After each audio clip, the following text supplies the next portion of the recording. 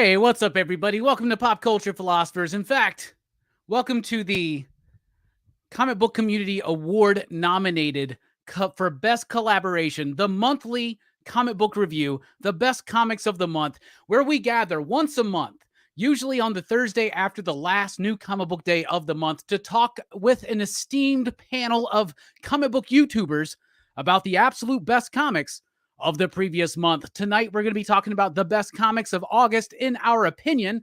And of course, I am your host, Rockin Robbie Billups, and with me tonight, as usual, is Nick from Comic Culture, the #1 comic book reviewer on OnlyFans and snubbed by the CBC Awards. I'm just going to say that. Sorry, but snubbed. I got to do better. Not quite up to the PCP standards, I guess, man. Next year, we're going to come out in full force. You're beyond the PCP standards. Maybe that's what happened. You went so above and beyond everybody else. I'm just off the radar now. Exactly. Yeah. You're going to get, you're going to be not like, I don't know, you're going to be invited to VidCon or some shit like that. You like surpass or OnlyFans Con. I don't know. Do they have one of those? Speaking of OnlyFans Cons, this dude is always there at the OnlyFans Con. It's Manny. I'm sorry that it was you that got that one. I'm just kidding. That's a joke. Tiffany, it's a joke. It's a joke. No, it's not. She knows that. Dude, it's crazy because I got roped in. I was a keynote speaker and I was like, I'm here because I'm Nick's only fan. Like, this is not. That's why it's called OnlyFans. Exactly. Yeah. Exactly. I had no idea. Yeah. I had no idea there were so many of them. I'll take it, man. All right. Appreciate that. But the second subscriber to Nick's OnlyFans was me, but the third was Chris from Lost in Comics. What is up, my man? Station, everybody, and thank you for the content, Nick. I really, man, that is a hot OnlyFans page. Yeah, those private DMs, man, check them. The way unread. He turns the pages with both hands behind his head like this wows me. This is legs well. Crossed in the air as you spin. And I'm like, wow, it's about the speed, and it's a flip. Yeah. This is a weird bit to try to make into a segue. So I'll just say, welcome, Carrie from Officially Unofficial Geek as well. Hey. Hi guys. So do you flip the pages with your toes? Sure. Yeah. By request. Request. Yeah. I will. I really want to make a girth or length joke there, but I'm not that immature, so I'm not going. Well, we just hit 5 minutes on the stream, right? Which means we passed the first 5 minutes. So I think it's with his dick, Carrie, is what I think. So. Oh, okay. Yeah. Speaking of pages with dicks, he's been gone for a few months, but we're happy to have him back. It's Greg from Bearded Comic Bro. What is up? You know, I might have to be gone for a couple more months, I guess. It's gotten real weird since you left, man. Carrie, you were supposed to reel everyone in while I was gone, and oh no, she did the opposite, brother. I know. Yeah. When it comes to reeling anyone in, I don't think my name is synonymous with anything even remotely close to reeling anyone in. Yeah, nor this show in particular. All right. Before we kick it off, as a tribute to my buddy Chris, I'm going to do a shot to kick it off. Nobody else brought shots? Well, I just got. Nick got a bottle of wine. Oh, Nick's classing it up tonight. Somebody's got to, man. Here's to a great show, everybody. Cheers.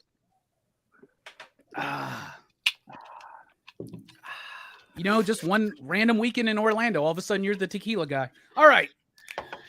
What we do on this show is we talk about our favorite comic books of the month. We appreciate you all being here in the chat. I do want to point out that in less than an hour, Horror Fest continues over at Blood Splatter Chatter with the Don't Breathe movie review. I have not seen it, so I'm not going to be watching it until I watch the movie, but definitely check it out. And if you're still here during their live stream, watch it on the replay. Also, please do not feel bad if you leave this show to go watch their show live and then finish us on the replay, as long as you watch both shows. Damn it, because Horror Fest is going on. That's the first Horror Fest episode officially that I'm not going to be a part of. It kind of hurt. It kind of hurts. Yeah. Well, there's no way I'm going to be able to do that many shows. That's a lot of shows. Yeah. That's a lot of shows. Maybe a year ago I would have done it, but not this Robbie. Not Hair Robbie. By the way, go check out the cbcawards.org. OUG was nominated for Best Unknown channel, which is kind of like really cool, but also like fuck you. You know what I'm saying? What is that? Like me? do you guys like if you were to go to my channel and you were to like scroll all the way through my videos? I have been here for about 2.5, almost 3 years. Like I think. You're not unknown to us. Yeah, you're Carrie. well known here. I know. Like you know, and I'd like to say that it's pretty awesome that 3 out of the 5 channels that are nominated there are female feminine run channels. That's awesome. Yeah. Maybe that's saying something. Well, you know, we could go there if you want, but dude, no, we're gonna keep it tight tonight, Gary. That's what we're gonna keep it tight.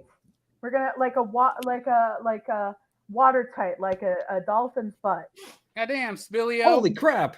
Wow, dude. Right, Wow. I got to go load up another shot. All right, Carrie, continue on while I go load up another shot. I'll be right back. Okay. Spillio. All right. Jeez. Wow, Mr. Spillio doing the thing. Wow, Oh my killing goodness. it. Jeez. Oh my. So that is, what is that? How do you split that 6 ways? Is that? How does that work? I'm trying to. Man. Somebody do the math quick. Robbie, if that's not okay, Robbie, say something right now. I guess She's good cool with it. All right. Yeah. Sounds good. Man of the people, man. Man of the people. And I That's why- apologize that's why if it's my more sound's not powerful. working great. It's my mic's being weird. So, you Sound guys please hear me okay? Yeah. Yeah. Good, I man. mean, it does sound a little bit weird, but like, Yeah. I thought it was just because I have new. No, it's Headphones. my mic's being weird. So we're not even gonna mess with it. But okay, so the reason You need a new microphone, Greg. I know I need to. The Yeti is on its final route, I guess. guys, all I can say is if you see a comic book YouTuber that is a woman or non-binary or what have you, check them out, support them if they're any good, you know, because it's rough out there for women. It's rough out there for people, you know, that don't have something slinging in between their legs. Let's just say that.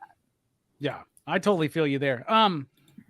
So everybody, thank you so much, and do check out the cbcawards.org that Two Gun Pedro so graciously put there in the chat for us. And also, we're nominated for 6 over here at PCP, including Best Collaboration for this very show. So I'm super proud of all of you, and I hope that they have to I hope they have to make if we win, I want us to win because I want them to have to make 12 different fucking awards for every panelist that's been on the show this year. And Nick, 8 months, 8 shows. We're keeping true to the promise so far this year, so that's pretty dope.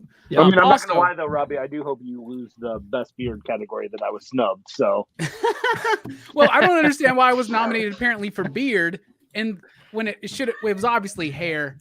But whatever. That was the big change. Hair. Yeah. Yeah, exactly. That's a little weird. But vote for me for best beard, hair, hands, whatever the hell that category is. Best comic book review, channel of the year, favorite channel. There's 2 different ones. There's overall channel, then there's channel in the subcategory, I guess. And then best ongoing series with the weekly comic book review. I'm up against Chris in one of those categories, but you can vote for him. That's fine. screw you, Chris. I mean, oh, sorry. Well, I best mean, overall channel, right? how do you not make the category? Speaking for myself, how do I not make the category for the reviews, but I make it for the channel of the year? How does that work? You know what? I feel we're not bringing this. We could have a whole round of discussions about the CBC awards. And I just want to know. I love Brian. Shout I'm out one to of the Brian. most nominated people this year, so I'm actually really content. I'm just mad. Oh, I bet. Y'all. No, I'm grateful. Bueller called me. He was like, "Bruh, what the hell, dude? I think you have the most nominations." I was like, "No way. I think DJ Lynx has me." He's like, "Well, I don't know. I think you do." I was like, "Well, I'm not going to count them all. So somebody else can do that." But we're nominated for 6, so that's awesome. So thank you so much. You guys, Sheena, she's in the chat. Yeah. She's nominated for Best Unknown Channel with her channel. So yeah, check her out as well. Heck yeah. Yeah, her and Ninja. Yep. But then we got Damien in the chat too, who is nominated for the Stanley Lifetime Achievement Award. And I would highly encourage everybody to vote for him because Cartoonist Kayfabe won't care if they win this one, but it would probably mean a little bit more to Damien. Right? So Indeed. everybody vote for him. He's been on this, he's been at this game a lot longer than the rest of us. All right, let's get this let's get this show started. Oh, we got to do this other shot for John. Oh, for sure. For Spilio. Spilio. Does the monster count? Is that Absolutely. Man, Man, they All got right. this Get some strawberry water. dream. The strawberry. Strawberry Dream. Dreams? Yeah, that's good stuff. Good stuff. Peachy Keen. Strawberry, we're gonna do a tight show tonight, right? That's what we were talking about, right? No, already. We're great.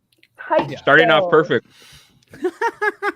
All right, I'm gonna kick us off tonight because I don't want anybody to steal my W. Maxwell Prince. I'm going with Swan Songs #2 for my pick of the month, my favorite comic book of August. I really do think August is some slim pickings, y'all. There's not that many great comics that came out this month. There's some good, solid comics that came out this month, but nothing super uber great. And there was an Ice Cream Man out this month, and it didn't make the pick of the week, and it didn't make the pick of the month, but W. Maxwell Prince still does. Swan Songs. #1 made my pick of the month last month. #2 delivered exactly as I expected to. The first issue was about the end of the world. This issue is about the end of a marriage.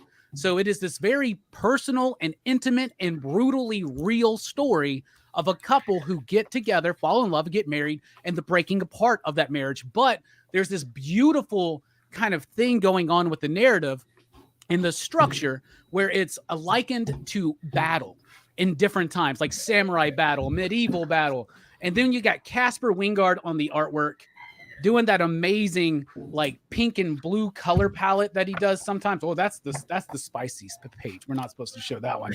But then at times hearkening to these giant battles, right? These battles between two people throughout time, changing the style up as appropriate for those bits. This was nuanced. It had great artwork. It smelled great. In fact, this actually won the trifecta. It won cover of the week, pick of the week, and smell of the week from me. I love this book so much. Let's see if the smell maintains. Oh, it does. It smells so freaking good. Look at the samurai bit right there. The So use good. of color, the composition, the layouts of the page. This is a top-notch book by top-notch creators, by people who actually give a shit about making good comics. So that's my pick of the month. Nick, what do you think? Oh, I loved it. I loved it. It's like we've all probably been in a relationship where it's like a constant battle, and this is the imagery that you have in your head when you're in these situations. And I think it's just so cool to see how they bounce back and forth between like the happy times and the bad times. And one of you will win that argument. The next time, the next person will win that argument because it's never one-sided.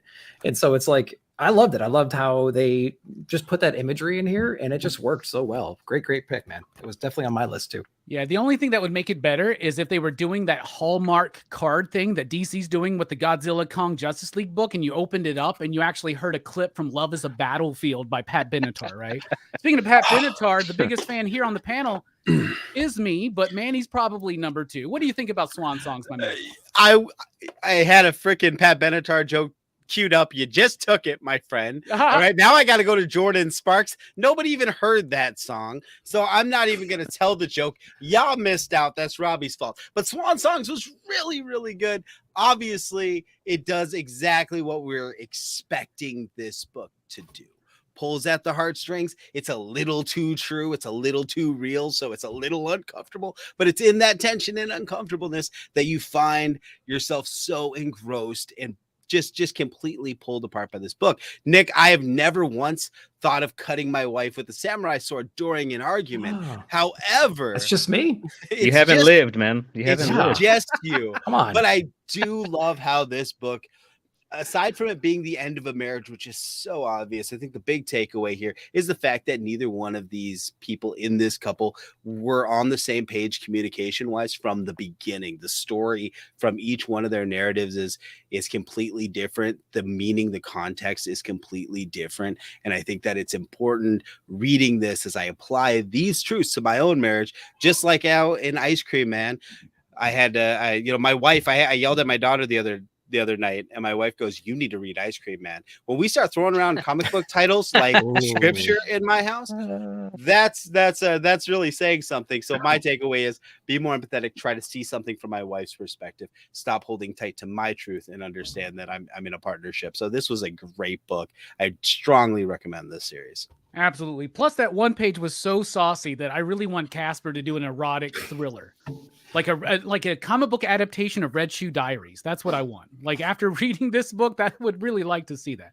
Nick's like, "Where's that page?" Oh yeah, there it is. Yeah, I need some more material for next week's Bookmark. Yeah. Speaking of saucy, Chris, what do you think? Man, W. Maxwell Prince, man, I can't ever talk enough about this dude and what he does with words. But he takes the story of two people. They meet for the first time. They fall deeply and passionately in love. You talked about those sequences. I mean, you see the passion between them. They can't keep their hands off of each other. And then that evolves into the story of that relationship falling apart. And when that relationship falls apart, that idea that these two people who once loved each other are now at war with each other. And I love just that journey you go through in one issue of a comic like this. And we see that played out in these battle sequences. So clever. And we get these great visuals of what divorce can actually be like for two people going through that as they're stabbing, prodding each other and fighting to the death. It's just so good, man. So good.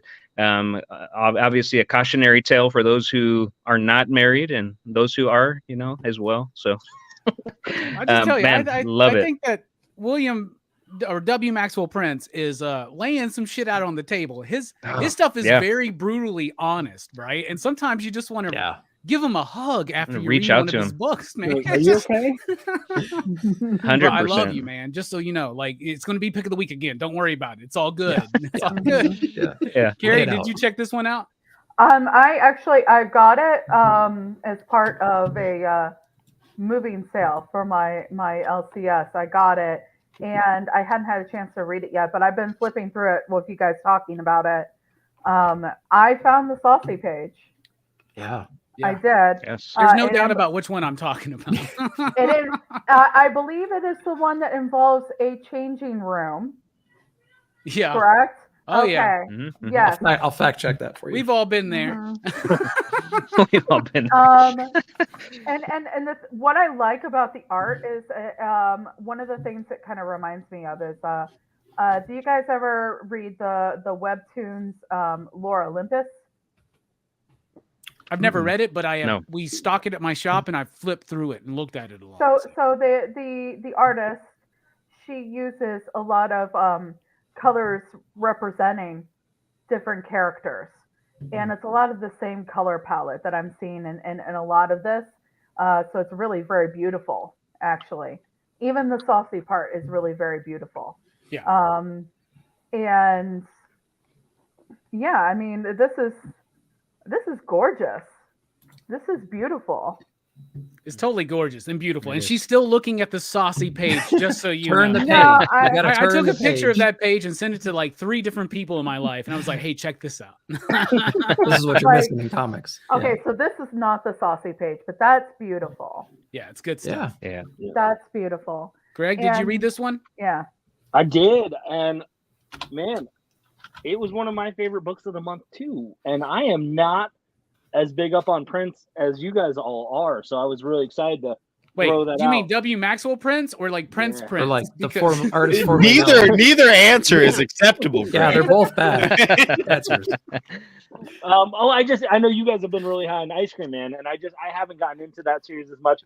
So when I read this one, man, it was awesome. Everything that you guys have talked about. The thing about it is, my wife and I actually do Mortal Kombat fights every night like that. So that way we stay. okay. That's how our marriage stays together. Like we fight to the death, and that's how we actually stay in a marriage. Make So up. Yeah. it's a reverse. So, but no, Nice. it's such a beautiful storytelling, right? Of how you have a couple like nobody goes into marriage going, I want to get divorced, and so they go from so much love to then how much they hate each other right there, Mhm. and it's a beautifully told story that they weave so much cool stuff of the fights and things like that just make it just a really powerful comic book. Powerful is Yeah. the right word. Yeah. Like 100%. And just like Ice Cream Man, just Mhm. like haha, or as Jen would say, haha, right? Like every issue it doesn't matter. You can just pick it up. And I remember a day when comic books were almost like that, where you could just pick up any issue, jump in and enjoy it. And W. Maxwell Prince still makes comics that way. So definitely check that out. My pick of the month. What about you, Nick? What's your pick of the month? Man, I had like 2 books in my mind, but I'm going to go ahead and pick one that came out in the beginning of the month. Actually, it was a free comic book day, but it went into the first week of August. We're talking about The Sacrificers, Rick Remender, issue number 1. Now, this book was crazy good because I remember reading it the first time and being like completely blown away by the atmosphere that he paints in here. Now we have, what's the word called for when you have animals that can talk?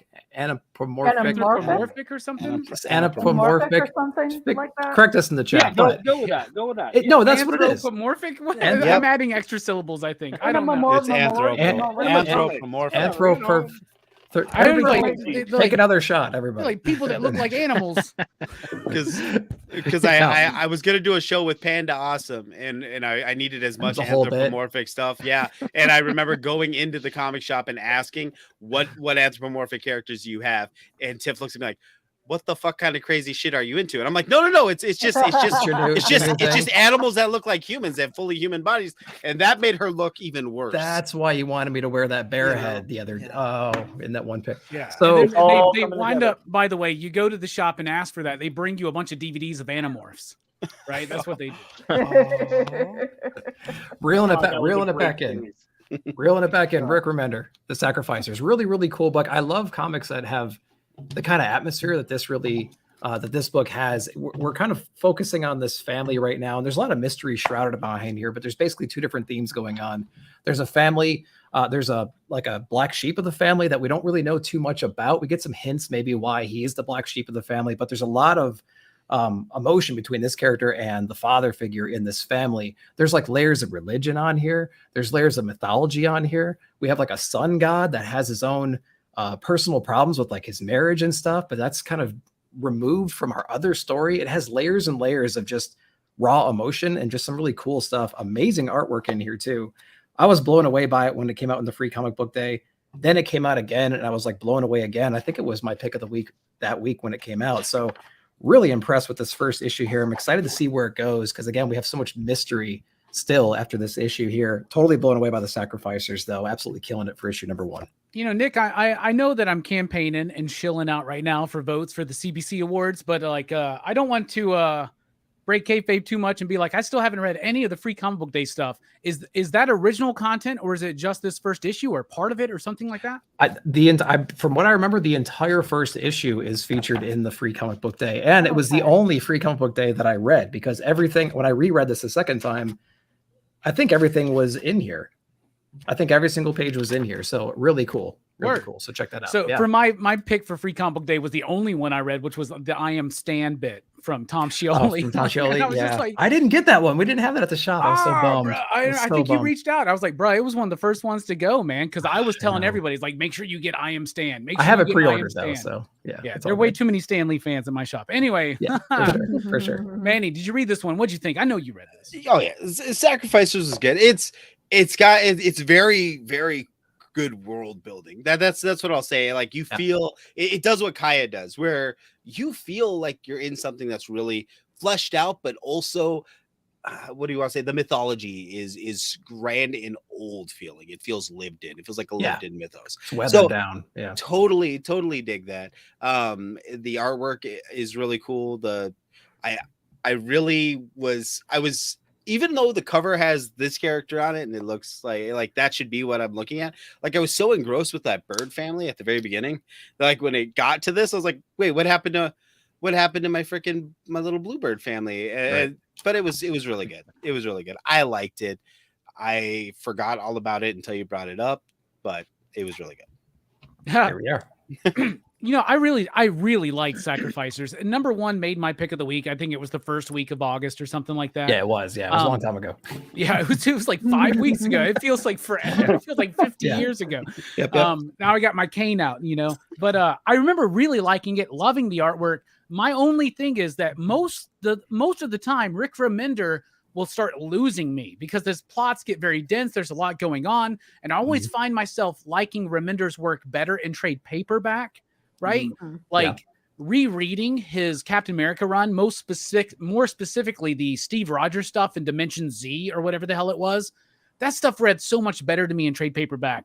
Right. Black Science reads better to me in trade paperback. His Uncanny X-Force run, Seven to Eternity. So I'm worried that I'm going to fall out of it at some point. But that first issue was one of the tightest and most clean first issues I've ever gotten from Remender. What do you think, Chris? I agree. And I had forgot about it as well, but it was very good. I think it just did, like everybody said, it did such a great job of setting up this new world. And I really enjoy the concept of the whole thing. It's those bluebirds, those humanoid creatures that they have to sacrifice one child per household to the powers that be. And in exchange, they're granted utopia, basically. Right. And that's the premise of this world. A lot of burning questions that we have, but man, it did such a fantastic job of laying out that world and slowly expanding on that concept. Very, very good art. Man, I love the art. Who's the artist on this again? Max Fiumara? Fiumara or whatever, right? Fiumara. Yeah. Fantastic artist. Yeah. Great covers too. Yeah. We love you, Jen, by the way. Everybody, throw out a station. Jen. From Comics Will Break Your Heart. Man. We love you. We love you so much. Yep. Jen is one of my favorite people. Hell yeah. Carrie, did you read this one? I read the Free Comic Book Day. There you go. So you did. And So you did. So I read, I believe there was more to it Oh, than okay. just the Free Comic Book Day portion, correct? You know what? I didn't do it page by page, but after reading it a second time, I was like, I didn't think I had read anything new. Maybe I'm mistaken. Somebody in the chat said there was like a page or two or three extra. Okay. Probably. Okay. It's very Hunger Games in Maybe. a way, if that It makes is sense. very Hunger Games, and for some reason, I remember when I read it, it made me think of that world that Supergirl goes to in World of Woman of Tomorrow. Yeah, it reminded me very much of that world. Just kind of the look of it.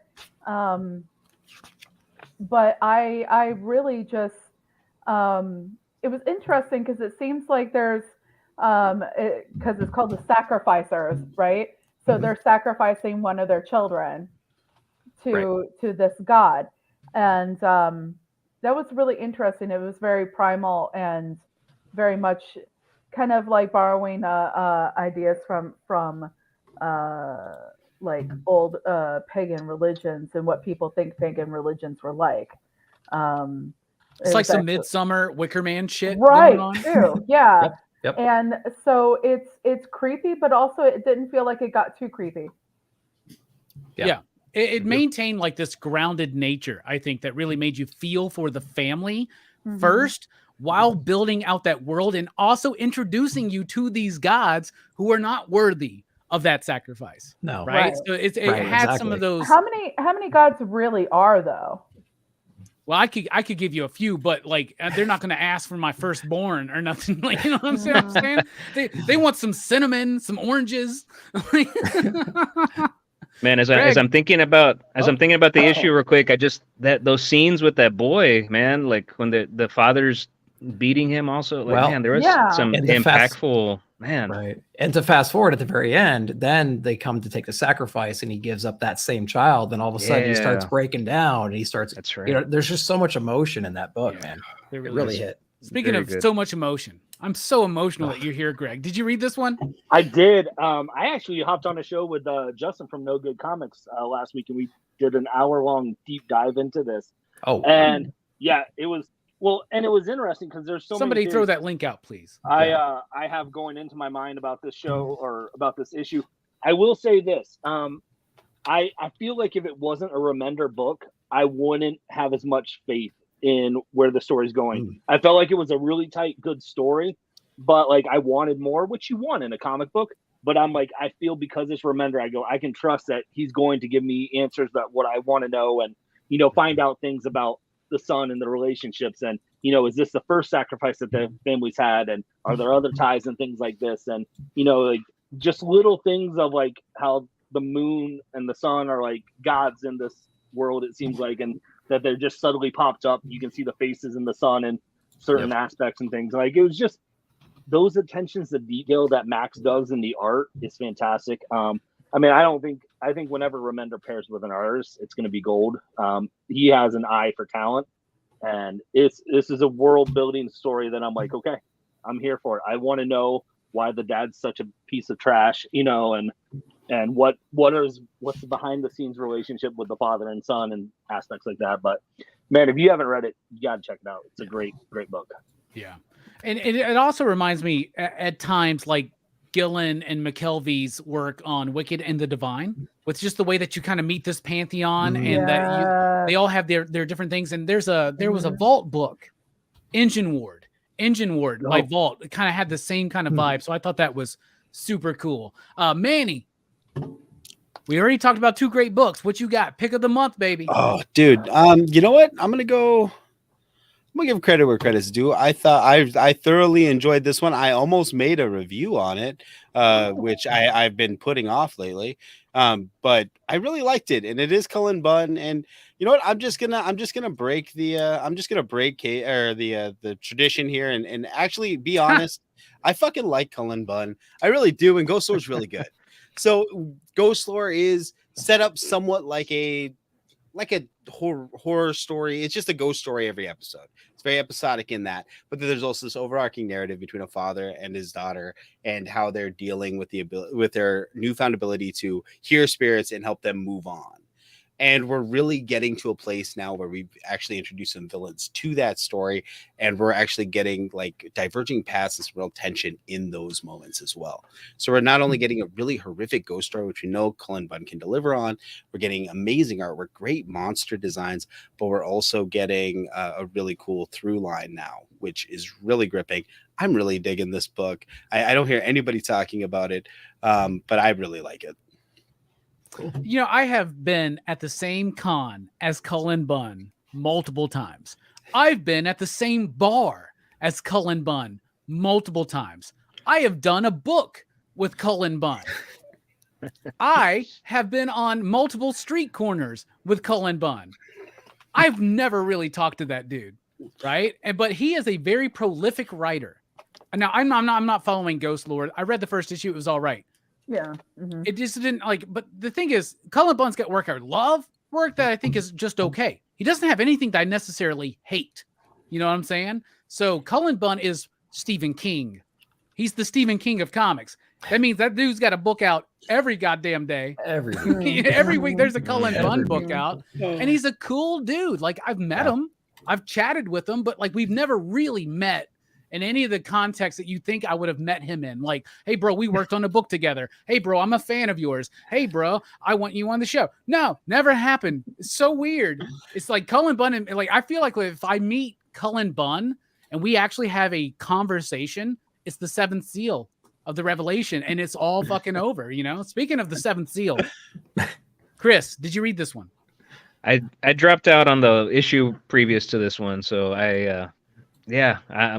I love hearing Manny talk about it, but yeah, All right. I'm not Carrie, versed did you on it. check this one out? I read the first one and I thought maybe this is going to be one that I wait until trade. Though I'm with Jen here. I'm going to express some concern here for you, Robbie. We're in the same circles, Carrie. Come on. It's not that weird. I haven't gone up and sniffed him like Jack White or nothing like that, right? So.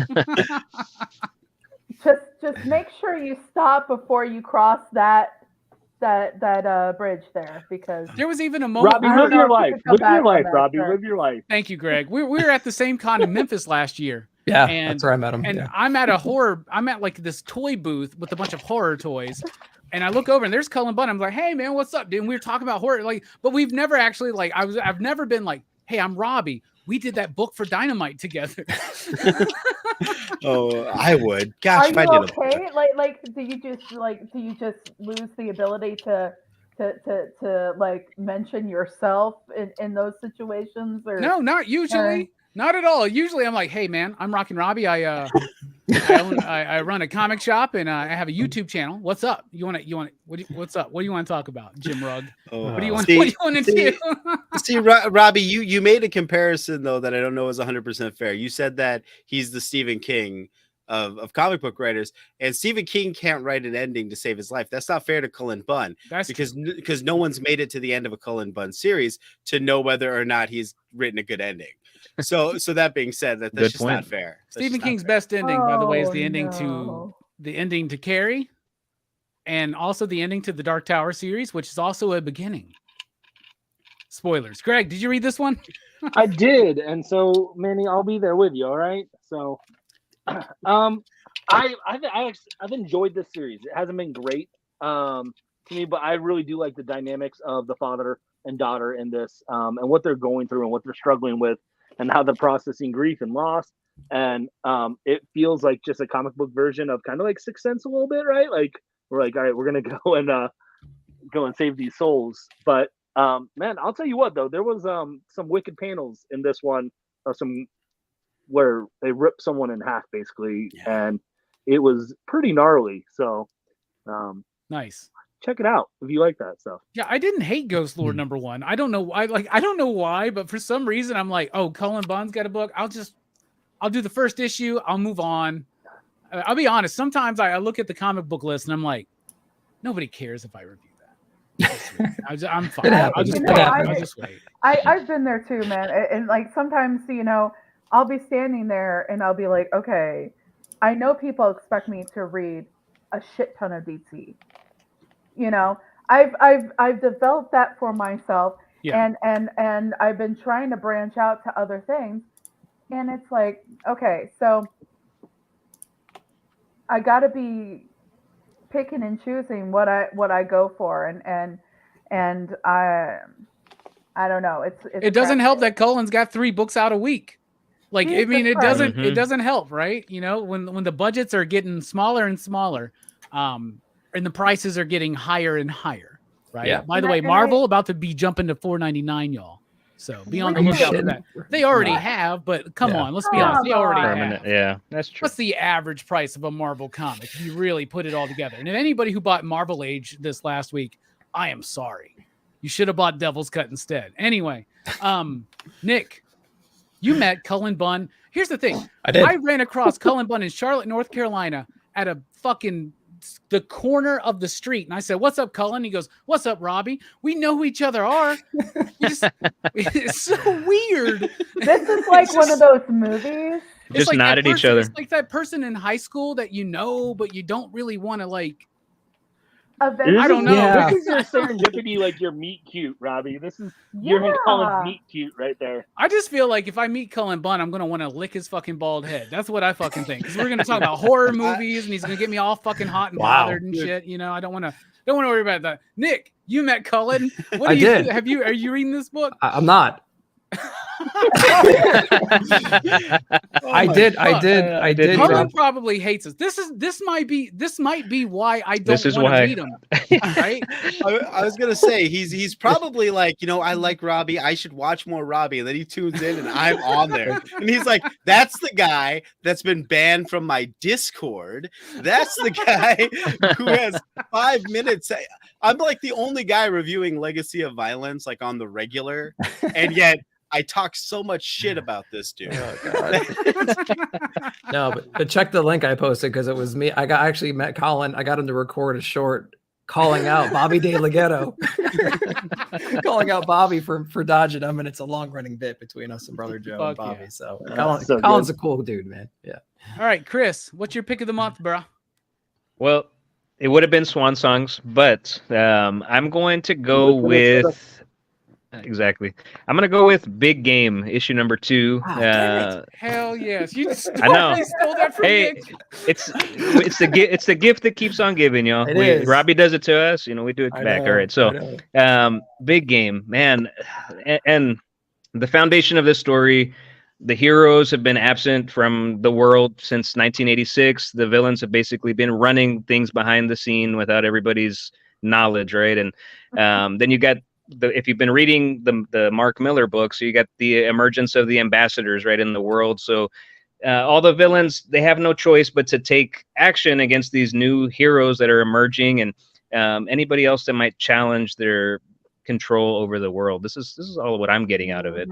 But enter all the Miller properties, Kick-Ass, Prodigy, of course, the Ambassadors, who seem to be like the best weapon against these villains. And I love Nemesis, man, and who's leading these villains, right? Well, I'm just gonna say, I think he is the most. He's one of the top 5 most ruthless villains in comics, and I put him right there with like a Homelander type of character. I mean, this dude is just. By the way, everybody check out The Boys from Dynamite Comics. There you go. There's a link in the description below to take you to dynamicforces.com, and you can enter code Robbie at your cart to save 10%. And join me tomorrow for the Rex and Robbie show at 11 a.m. Oh, dude. But hashtag Rex Rage. But yeah, this dude, I mean, Nemesis, he just goes up and he'll just murder somebody in stride like it's another day on the job, like he's brushing his teeth. But 2 things happen in this issue that just really stood out to me, which I don't want to spoil if for some reason somebody hasn't read it, but one of them is just a beautiful homage to superheroes. These characters go back in time and they see a city and they see a hero that everybody will recognize. It's a great moment in this book, gives you those comic tingles, as I like to call them. People on our Lost in Comics chat call me Tingles. That's my nickname because I get a lot of comic tingles when I read moments like this. Not for what you think, though. Yeah, I mean, it's for that also, but you know. And then the second thing about this book is the ending of that comic, man. That it's shocking, but in the right way. It's not just shocking just to be shocking. This is an event. There's a battle being waged between good and evil, and the stakes are high, right? So this moment happens and it's like, holy crap. Like, I'm such a fan of this event, and it's made me want to go back and read the Miller properties that I've missed, that I haven't read, like Magic Order, for instance. I got to go back and read that. But man, this book packed a punch. I love this event so far. You know, at my shop, and Nick and Manny have been at my shop. Y'all know that I got a lot of different spots to spotlight certain trade paperbacks. And I have had a Mark Miller spotlight since the first issue of Big Game. And we're selling through some of this stuff because this book is good. And there are people at my shop that this is their first Mark Miller book. This is their first Millar World book. And, and you're right. We don't want to spoil everything, but here's a slight spoiler. Are you surprised at how many people are dying in this book? Like there's like major Mark Millar properties that are dying in this book. Pepe Larraz's artwork is absolutely fantastic. In this issue in particular, the spotlight on the Chrononauts, I really liked that because I loved that first book, that first volume. I don't think I ever really read the second one, but the first volume had Sean Gordon Murphy on the artwork, and I ate that shit up. It's like 2 dude bros going time traveling together, you know? But there's some shocking ass shit in this book, and we're only 2 issues in, but I'm going to be honest with y'all. Because Mark Miller doesn't give a fuck. He's got his Netflix money. He can say whatever he wants to say. He can do whatever he wants to do at this point. He is fucking set.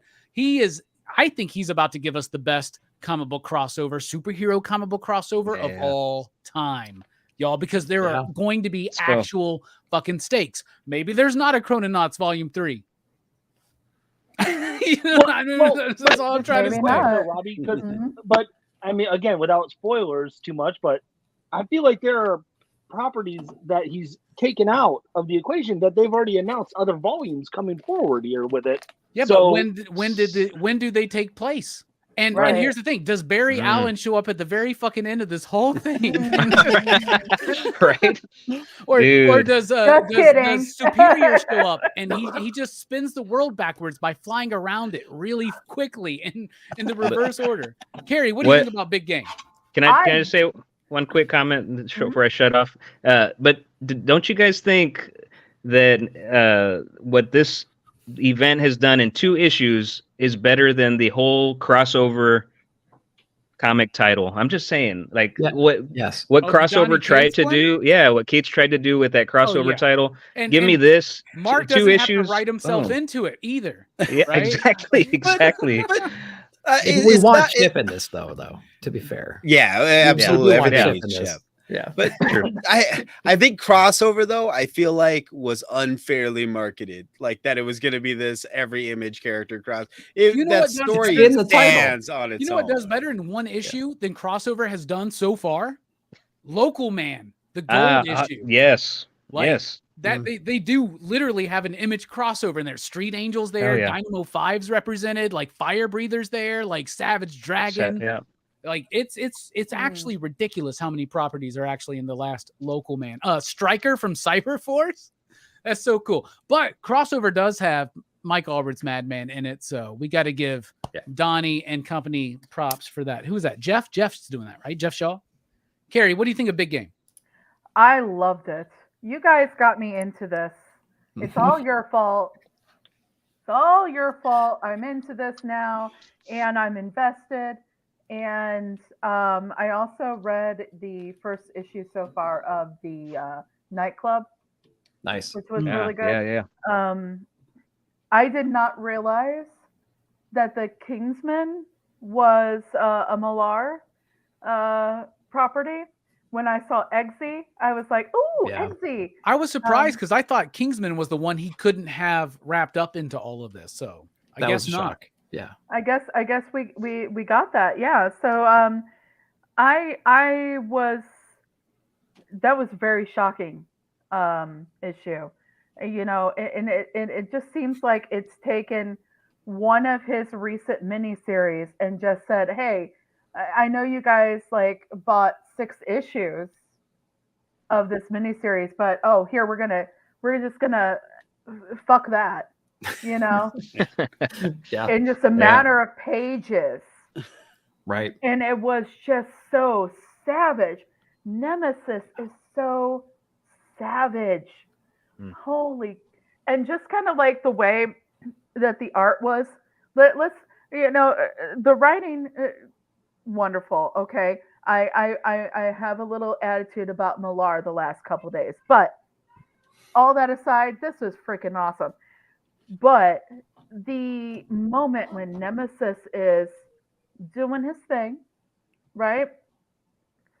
The art kind of reminded me of like crazy anime like Akira, moments where everything's just kind of like blasting everywhere. Like the moment in The Last Jedi where the Admiral Holdo is just taking the ship and just going straight through the dreadnought. Did you see that Billy was in the chat? So you wanted to bring up Last Jedi? Is that what you wanted to do? I'm sorry, Billy, but that moment kind of like reminds me of the moment and the way the art looks in that moment of Big Game. I apologize. I know you're very sensitive. You're fine. About The Last Jedi. Pepe is doing a great job with the artwork here. Very kinetic, very dynamic, very like hitting those big moments. And one of the best things that Mark Miller does, or Millar, however you want to pronounce it, he won't correct anybody. So shit, call him Mark Millari is Zach. It's for all I care, right? But Mark Millari is Zach. I think it says AR, so that's Millar, but that's just me. Yeah, but he's Scottish. Millar. So there's that whole thing. It's Millar. whatever. Miller. Mike Miller. Mike Millar. Mike Millar. Anyway, I'm loving the art. Pepe is able to actually bring those big moments to life. Speaking of big moments come to life, Greg, what do you think about this book? You've been reading it?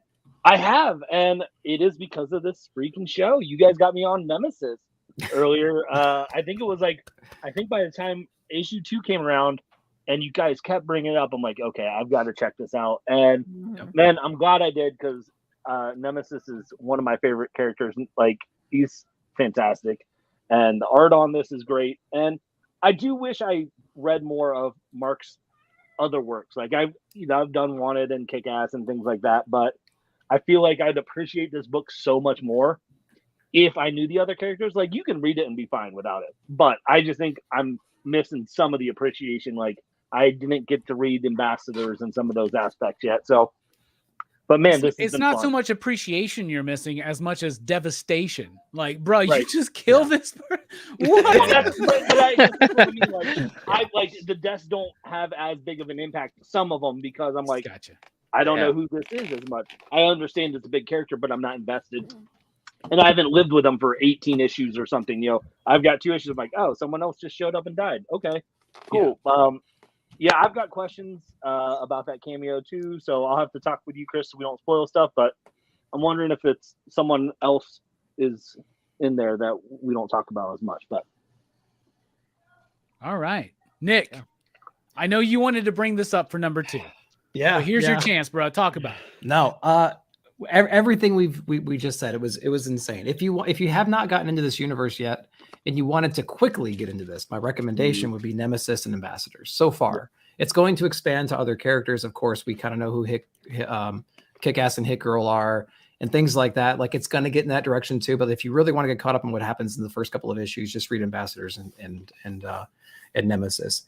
Beautifully done. It's one of those books where very rarely does it happen, but the tingles, we talked about the tingles, Chris. It's like when you read a book and you're just like, oh my God, I can't believe that actually happened inside of this book. I did not see it coming. It was abrupt. It was shocking. It was brutal, devastating. And it's like, oh my God, it was like watching Game of Thrones when it was good. You know what I mean? Like there was moments where you have a season or 2 of a character and then all of a sudden, like, all hell breaks loose and you're just like, oh my God, how do I feel right now? It was like the Red Wedding. It was like watching the Red Wedding. Yes. And it's like, I don't know where to go from here. I want to think, since some people are on covers for upcoming issues, that everything's going to be fine. And there's going to be some kind of technology answer to this. But like, can I break in and ask a question real quick? Because I just thought of this. The time travel dudes and the billionaire and his wife? and the older hero. Man, you got it. Do you think they're dead? I mean, we're led to believe they are. I think there's some time travel-y shit that's going to happen. There might be some timey-wimey or technology-based. If they do that, though, fuck Mark Miller, fuck everything I said about this book, because I want this book to have consequences. Like, let us have this superhero crossover with consequences. This doesn't mean that you can't do another Prodigy book. Doesn't mean you can't do another Chrononauts book. It just happens before big game happens. Well, the thing is there's plenty of countries that the ambassadors could go to. You know, I mean, we already know that they don't have an American hero because, well, Americans suck. But I mean, we need the consequences, I think, like Robbie said, but I'm thinking that those 4 are okay. And reread the first issue of Ambassadors, specifically the information around the lady who's running the Ambassadors. Oh, okay. Shit. All right. So gotta go back now. Yeah. I got a few of those issues, but I wasn't able to get issue 1. I have a thought. I have a theory about. So I have to find that one. Yeah. Nick's got a theory. That means an upcoming video and a short, man. And I'm excited for it. Manny, what do you think about Big Game? He's gonna flip through that. Fuck this book. Fuck this book. All right. First off, somebody had to damn the fucking twist is on the cover. You look at the cover of this book, you know what the hell is about to happen. Here's the deal. I read comic books, and then I get invested. And then they break I get my fucking heart broken, and that's bullshit. I was on family vacation when I read this. I'm up at a cabin, northern Minnesota, beautiful lake country, trees all around. My beautiful wife is sitting there reading Penguin issue number 1, telling me how good it is, and I'm like, fuck that. All right, I'll read it. And then I'm reading Big Game, and then I have to stand up. My children understand their father is a cussing Christian, and I try my best to set a good example. But I stand up, and I'm like, what the fuck? I bought, damn you, Nick. I bought like 8 issues of this fucking book, and they killed them off. What the heck? I was so mad. Honestly, at you, Nick. I'll take it. It's all Nick's fault. It is. Nick Millar. Chris brought the damn I was book like- up. I didn't even bring the book up. It was his fault. the damn cronuts or whatever. He just- The cronuts. He's eating the back That- corn nuts while that he's- has- It's like an That- offshoot of corn nuts. Speaking of donuts, Dunkin' Donuts. the other Papa day, Cronut, you know. Papa Cronut. It was all right. It was all right. It was that I didn't know who those characters were, so I wasn't totally invested. But I was like, all right, cool. So these are the expendable ones. And to your point, there can be stakes. These people should stay dead. The problem is none of these characters are like tied to, like I think you guys were hinting at with the ambassadors. None of them are tied to those books. The ambassadors can be any number of people that they give powers to, and anyone can time travel. Like that shit. Like Mhm. we just got rid of these characters, and if they replace them with other ones, no one's gonna care. But Mhm. they're not getting rid of like Superior or Kick-Ass or people that are like specifically That tied we to know those of. franchises. Right. Eggsy's in there because the Kingsman was the Mhm. dumbest shit I had seen in that franchise. So that's why he's in there. They need to drum up excitement. Like, yeah, use him. I don't care if that's before the whole Netflix merger. Use Eggsy. That said, the book is well drawn. The book is obviously really well written and well paced for me to have such an emotional reaction. Yeah. We talk about Right. comic book crossovers, though, greatest comic book crossovers. Let's not pretend that a Quintessence did not appear in Void Rivals. All right, that still has the potential to be the best comic book crossover of all time. I'm You just still wait, holding brother. out breath. I'm You still just holding my wait. breath for it. Because damn, at least when I see those, I'm happy about it. I see these Transformers cameos in Void Rivals, and I'm so happy, and I smile. Bro, I and it cannot makes- wait to but- hear your reaction to Transformers #1. Oh, dude, It's going to be much like your reaction here, probably right now. they kill the ambassadors too, motherfucker. All right, that's the second wave. That's a good thing. I'm going to shut up, otherwise we're not going to keep it tight. Manny, I don't know. We're, if you know we're this. keeping it tight. I don't know if you know this, Manny, though, but comics will break your heart. Oh man. Oh, Aw. Jack Kirby said that, and that's our friend Jen's channel's name. That's awesome. All right, big game. I had one more, like I thought, kind of smart assy, funny thing to say, and I don't remember what it was. It wasn't that Which is- good then. Yeah, it wasn't that good. Carrie, what's your pick Yes. of the month? Okay, so we're gonna go hashtag damn it diamond, and because I had to read this digitally since y'all took the game away from me, because I was going to mention that one. That's Let's awesome. go ahead and mention World Tree. Damn. So if anybody's got a cover, throw We that can't puppy show up. it, can we? I mean, Yeah, it- we can throw that up, man. Yeah, I don't know if you let's want to throw look at that that. up. Everybody's got a butt. Okay. Everyone has a butt, and it's not like you can see crack. It's okay. I'm It's not very throwing- shadowy. I'm Yeah, not it's very throwing that. shadowy. It is a So- butt, though. It is straight up a It butt is- on that it is cover. straight up a butt Yeah. on a cover. This is one of those ones that it's just kind of like Big Game a little bit. It has like a big old twist. Like, and the big old twist happens first at the end of the last issue. Okay? Where you find out that spoiler alert, the naked lady is Gabe's sister. What? How does that work out? And that's how the last issue ends. So then you get into this one and it gets more, you're thinking, okay, so what is this really? What's going on? Why is she there? What's the real deal? And I'm thinking it's going to twist even more. It doesn't, but that's okay.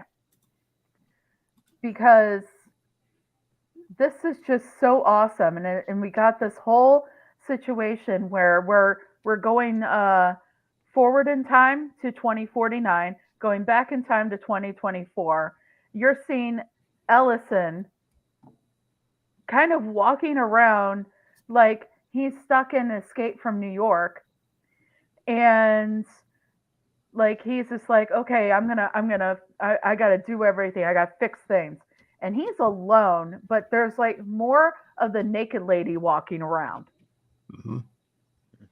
And everything looks just so desolate and destroyed, buildings destroyed.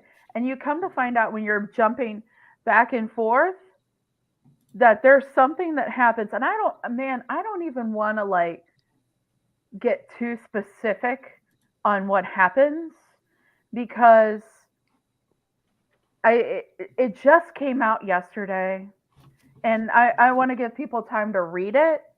But something just, when I say everything reminds me of Escape from New York, Escape from LA, that kind of thing, is because something happens at the end of Escape from LA. That so basically at the end of Escape from LA, the main character shuts down everything, like the electricity and everything like that, right? So you get panel hands up if you've seen Escape from New York or Escape from LA. Okay, so you know what I'm talking about. He's just like, I don't give a rat's ass about any of your stuff, and I'm just gonna shut it all off, right? My boyfriend is watching this on the replay. He's going to be really excited that I'm mentioning Escape from New York and Escape from LA. He loves those films. I'm excited that you're mentioning Escape from New York. Escape from LA, that's sus. That's all I'm going to say. Like that's a It's got surfing. It does have surfing. Speaking of surfing, let's talk about Surf Ninjas now. Oh fuck yeah, Surf Ninjas. Why is Surf Ninjas not the 200,000 fucking comment? I don't. Why is that not the 200K viewed video? I have such a profound like statement on gentrification and stuff in that film that I made, and nobody's watching it. Y'all need to watch that video. Yeah, Surf Ninjas, y'all. Let's bring that up to 200K. Come on. I'm just glad that you mentioned Escape from New York. I thought you were originally going with just because the lady has an eye patch. You're like, oh, it's kind of like Escape from New York. And There you like, go. no, you went deeper than that. So I went deeper than that. That's my style. I go a little bit deeper, and I get all like, you know, aliens. But anyways. So he's going to be really excited that I mentioned Escape from New York and Escape from LA because he's a big Carpenter fan. So the whole idea, guys, I'm really sorry. I'm gonna do it. I'm gonna tell everybody what they freaking do. They shut down the internet. Mm-hmm. Yep. They shut down. They needed to. They need to do that right now. To try and stop what's happening right before Gabe buys it, right? He shuts down the internet completely. The problem is they do it right in the middle of the monthly comic book review. They and do. We're all just sitting here like, we're all just like, what the hell? Ooh. But like, it's just, and now they're just like, we gotta just use one site to try to fix all this shit. And it's worldtree.net. So, yeah. Which is a real site, by the way. Yeah, they developed. Well, the thing is they developed that site, right? And they also have the Instagram, where it's like, have you guys seen the World Tree Instagram? No. That one's a little sus. We'll just say that. Is there surfing?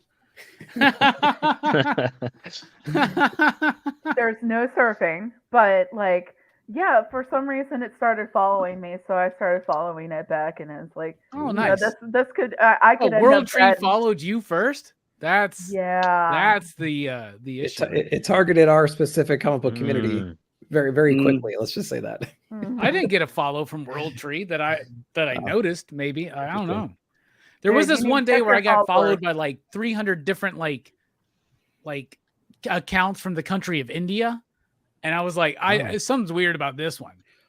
Like, I don't know what Manny did, dude, but there's something weird going on. I want to know what he did.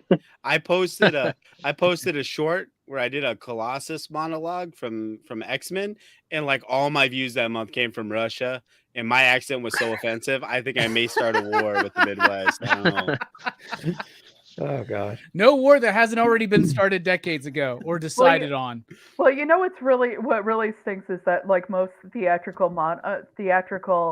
trained accents are not, people hate them from the actual countries. Yeah. But like I have to say, like when I trained in dialects, Russian was my favorite. to do. Can you give us some Russian real quick? Can I try and do it? Sure, I can try to do it. I felt like I was watching the last season of Stranger Things. There you go. And if you want to see mine, go check out my shorts over on nerdtasticnews.com, where you can get some really, really, really awesome content where I'm doing all kinds of voices. You want to hear Professor X, Matt Murdock, Colossus, and many others. Head on over to Nerdtastic News, hit a subscribe button, and hit that bell for notifications. Are we plugging right now? What are we doing? Here's my Magneto. You're a fool, Charles. I like World Tree. I thought that the issue 5 was a great end to the first arc, because I do believe that's the end of the first arc. Yes, it is. And it sets up what's to come. It's been a really great book that I hate using this word because I've read books and I've seen movies that would be considered transgressive, but for mainstream indie comics, and let's be honest, like, it's weird sometimes calling a James Tynion book an indie book. You know what I'm saying? But Image is transcended enough that it's kind of weird to call Image indie. But being a creator-owned book is not as surprising. But for James Tynion, this is actually a slightly transgressive book. Slightly. And it's mostly because there's a nude lady the entire goddamn time. Lots of violence, lots of sex, lots of good fucking ideas. Speaking of filled with lots of good sex and good ideas, Greg, you reading this one? I am. This is one of those, like, I feel like, Carrie, you need to do a review of it, and so you can explain it to me, because I feel like that's where, like, I was reading the first couple issues, and I was sitting there going, what the hell is going on? And the truth is like, I don't think we fully know what's going on. Right. And yeah. And so that's where it's been, like, for me, like, I've enjoyed it. I think I'm able to piece it together more. But yeah, this is one of those, I'm like, all right, I'm still checking it out, and I'll still check out the next arc. But yeah, it's I'm just like, why is there just this naked lady walking around all the time? Like, and who cares, Greg? Who cares? We still don't know that. I mean, did you see the cover, man? Yeah, naked people running around killing people. I don't care why they're there. And why does she look like the chick from Diane Wood? Yeah, exactly. It does. Oh my goodness, Nick, what do you think about this book? I'm still on the fence with this one, but I did like it. The scope of it is absolutely huge, and I feel like there's a lot of big things that happened in here. But I don't know. Is Tynion where he's kind of wearing me down just a little bit, honestly. So, I like there's a part of this book where, like, I love Department of Truth, right? Because that is a book that is concept driven, right? With very few characters. But when he has these books, this is giving me, I'm worried that it can become like Nice House on the Lake, where the characters become like, it's like we're 5 issues in. I'm not invested in a character yet. But right. Except for now we'll be able to focus more on some of the other characters after this one. I think that for me, it's mostly being invested in a concept. Like what the hell is going on concept. Well, that's a good point, because Department of Truth, totally in on the concept. Couldn't care less after like the first arc, because it was just so much, man. So much compiled. Nice House, same thing. Love the concept. Lost in the characters. Blue Book, same thing. And then I was reading the Distillery one little page thing, and I was like, concept, cool. Characters, I mean, it's only a couple pages. And this too, concept, a lot of characters. It's like, man, there's just a lot going on. It's that same flavor. And so, like, there's a lot of great stuff happening in the book for sure. And it's always shocking. And big props to the team for putting this book out and everything. So we'll see what the second arc has to bring. And Blanco's artwork is amazing. It's really cool. For sure. Like his brief run with Rom on Catwoman was that could have been something.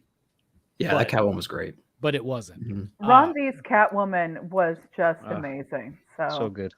Yeah. We need something to, anyway, that should have been longer, because we need something to really go against that Darwin Cook redesign, Ed Brubaker kind of run, because all the other Catwoman runs are only good for mostly one thing, and that's good, solid, sexy artwork. Speaking of sexy artwork, Manny, you reading this one? What do you think?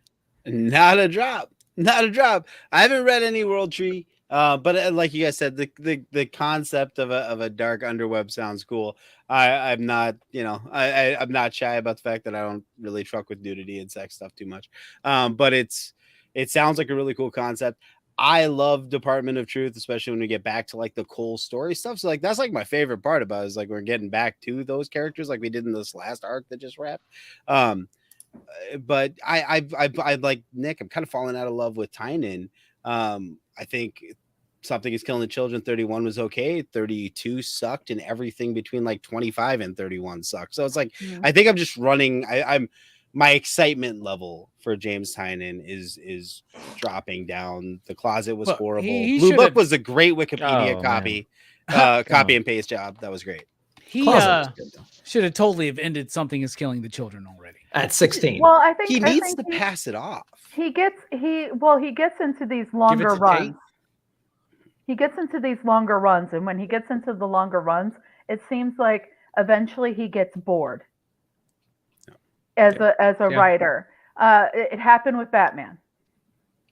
He's the Stephen King of the goddamn comic book industry right now that you think about it, right? Like, sorry, like he's boring me with the Sandman stuff and shit like that too now. I don't know, man. I'm like just losing it. What about you, Chris? What do you think? Yeah, he's one of those people that just you get too far on something and. Well, I'm with Carrie on this one. I really liked this issue. It was my pick of the week this week, and we see, we try to explain at least what I understand about it so far. But we have this dark internet, right, referred to as the undernet, and it's a part of the internet where when it's viewed by the user, and you look at your screen, you look at your computer, when you view this thing, you end up doing some very scary things, like murdering your neighbor type of things. And this undernet, it was a place that was hidden away by this group of friends when they were very young, and it's the group that we're now following here in the future. And now they're having to try to figure out how to stop it now, because it's come back, it's reared its head. And you got this. I understand what y'all are saying about the characters. I felt that way with Nice House on the Lake, where it was just too big of a cast, and each character couldn't have their time, to shine really. With this one, I semi feel like that, but it's not quite as large of a cast. But you do have some cool figures. You got like the what's his name? He's like the tech genius that. He's like an Elon Musk type figure. I can't even remember his name. I don't know any of these fuckers' names. Are you talking about Gabe? The one that Gabe, yeah. The one that got right, exactly. There's someone named Ellison, right? Guys, I just remember the chapter. I think Ellison is going to shape up as being the main The main, like the savior. Because especially with the future parts where it jumps to 2049, he's the only one there. He's the only one talking. Besides, and the only people you see is him and the other naked ladies. Well, the thing is, too, by the way, the name changes to address your comment. It's more than just the dark web. This is like a almost mystical, an exclusive, kind of thing. It's deceased. Yeah, it's it is. They look at their phones and it takes over the world, and you turn into like a big monster. Dude, it's totally James. I bet James Tynan had an idea for a New Gods book, and DC's like, that's too far for us. He was talking to Tom Taylor one day. You don't want Big Barda running around completely nude the entire time. Who knows? We might get that in the Birds of Prey book coming out. I severely doubt that, Carrie. I've looked at the first issue. It's good, but there's no nudity. There's no nudity. That first issue, though. But this Gabe character, right? You think he is going to be kind of the savior of this whole movement and these group of friends, and then you find out what happens to him in this issue, and which was kind of mind blowing, like you said, Carrie. Like it's kind of had not quite on the scale of Big Game, but it was a very impactful moment. I thought it was a great way to end the first arc. I'm digging it. I like it a lot. I think that the Fernando Blanco art, man, it builds this very dark world where dark things happen, and that's my kind of place to get lost in, So I do like the book. I do feel If it goes too long, we may be in danger because a I lot agree of with his that. books are It going has, too it long. has I agree. it has the danger of going there. Mhm. And The moment they told us there it's was just like, going to be ooh. more Nice House on the Lake, I was Yeah. just like, okay, I'm actually kind of over this now. Yeah. Let's just move the fuck on, right? Let's It do could- it 6 could more issues very- of this and It could very Yeah. easily. This book could very easily go from my favorite one month, and then the next arc starts, and I hate it. Like, right. But so Like far, something is very killing the children. easily. so far, 5 issues in, I'm loving it. Yeah, it's pretty. I'm good. loving Same. Yeah. Greg, what's your Yep. pick of the month, bro? Woo! So 6th pick here. You guys have talked about a lot of good ones, which is leaving me with one that I feel like I bring up a lot on this channel. But we're gonna. Pro. God, I wish it was more Super Pro, but that's a whole nother stream, a whole nother time. I'm gonna go the Enfield Gang Ooh, massacre Nice. Good from one. the world of the Texas Blood. Chris Condon, Jacob Phillips. They're my new favorite team. What I love about this is the whole concept of the comic. It is just a throwback to a good Western. Like, you don't need any crazy supernatural stuff to pop up, and it's just like, you know what you're getting, a Western book. And by golly, we need some more Western books, in comics. And the paper, what they did with the paper in this book, to do that old school newspaper feel, like, it is. I wish you could touch it. If you haven't read this book, just go to a shop and just touch the book. Like, and they do all the news articles and the ads that just make you feel like you are in another world back in the olden days. Like, I feel like I would have just took this off the spinner rack, for 5 cents, and it was like good days. And I love the world that they're creating of these, you've got your token, like, Marshall who doesn't want to do anything. Like, it has some of your cliche tropes in there, but I'm okay for it because I think that's what they're going for with this. Like, you got your grizzled Marshall who's like, I don't want to do anything but just retire, and then there's a massacre, and it's like, instantly, like, okay, you're going to become the new sheriff. Like, that's what's up. And it just, I had a lot of fun with this, and I'm excited we're getting just more stuff in the Texas Blood world. Word. I just like that Texas Blood. I fell out. I didn't read this one. What about you, Nick? What do you think? I loved it. I fell out of that Texas Blood at like issue 3. So I'm interested to know, did we see this coming? Was it like, did the last issue of that Texas Blood go, Nope. Oh, I wonder what my grandfather did, and then we get this book or No, something? no, like that? this was just them wanting to continue to tell stories in this kind of town, in this world, but not be tied to the Billy Joe Bob character. So it's the Joe same Bob, town. It's Same town? as from Okay. what I'm understanding, it's the same town. Yeah. Same However, area, however, there was, I think at the end of issue 6 in the back matter, you know how they always do these, like you said, like the Texas Yeah. Almanac, or they have Yep. all these cool reports at the end. I think it was issue Stuff at the 6 end or of the 7.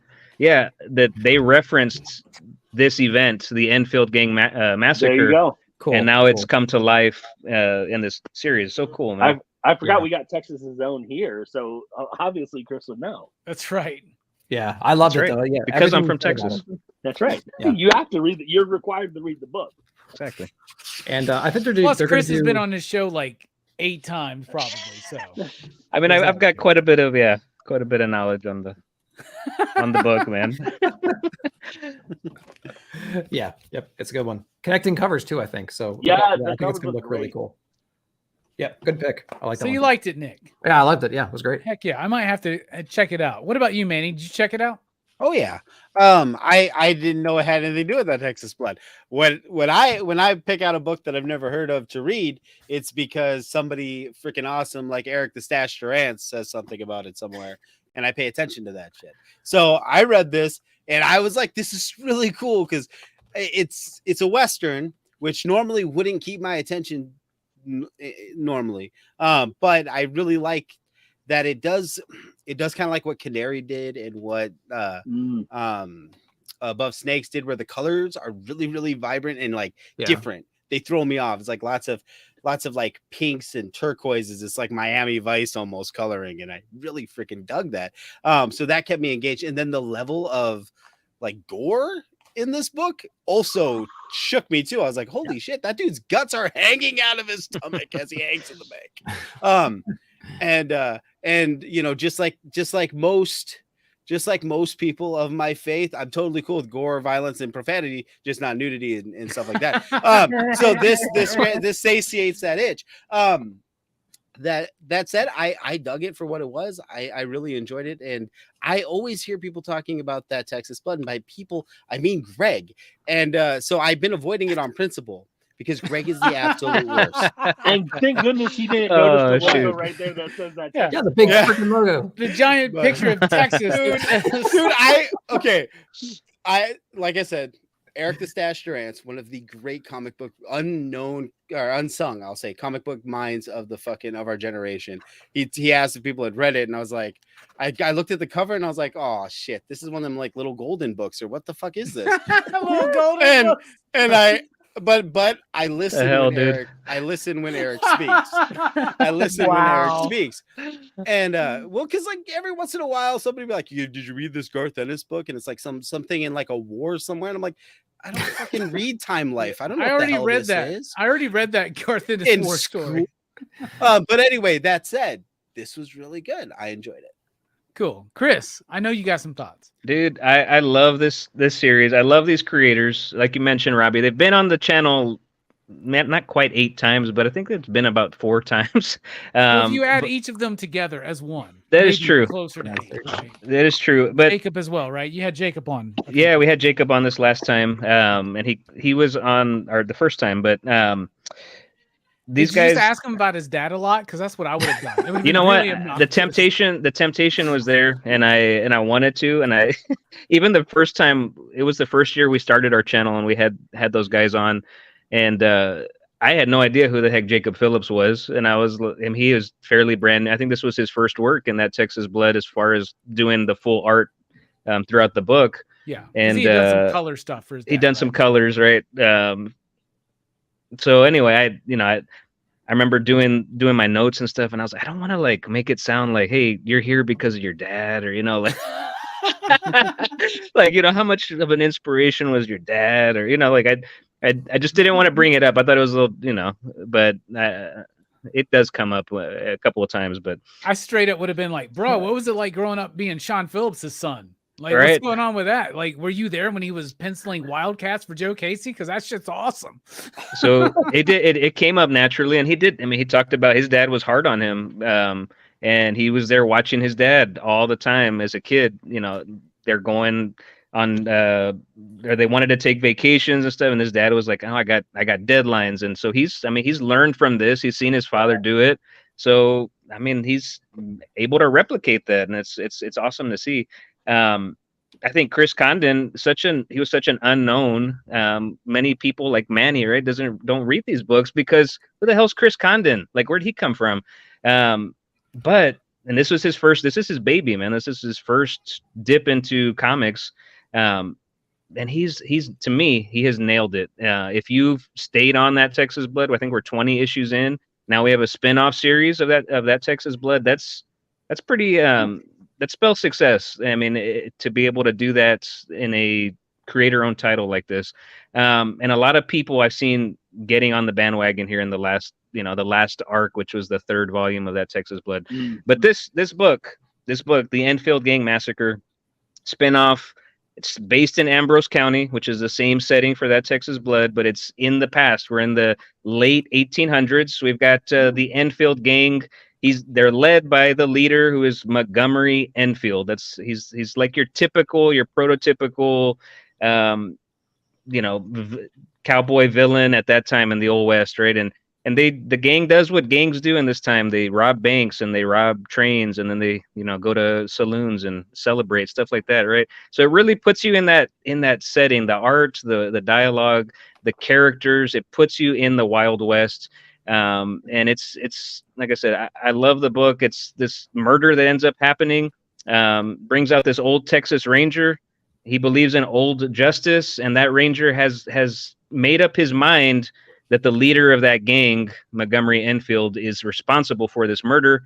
He may or may not be, but I think what I really appreciated about this first issue is it plays with this idea of how history is always written by those that are victorious, right? And that's kind of how we understand history That's what we take in.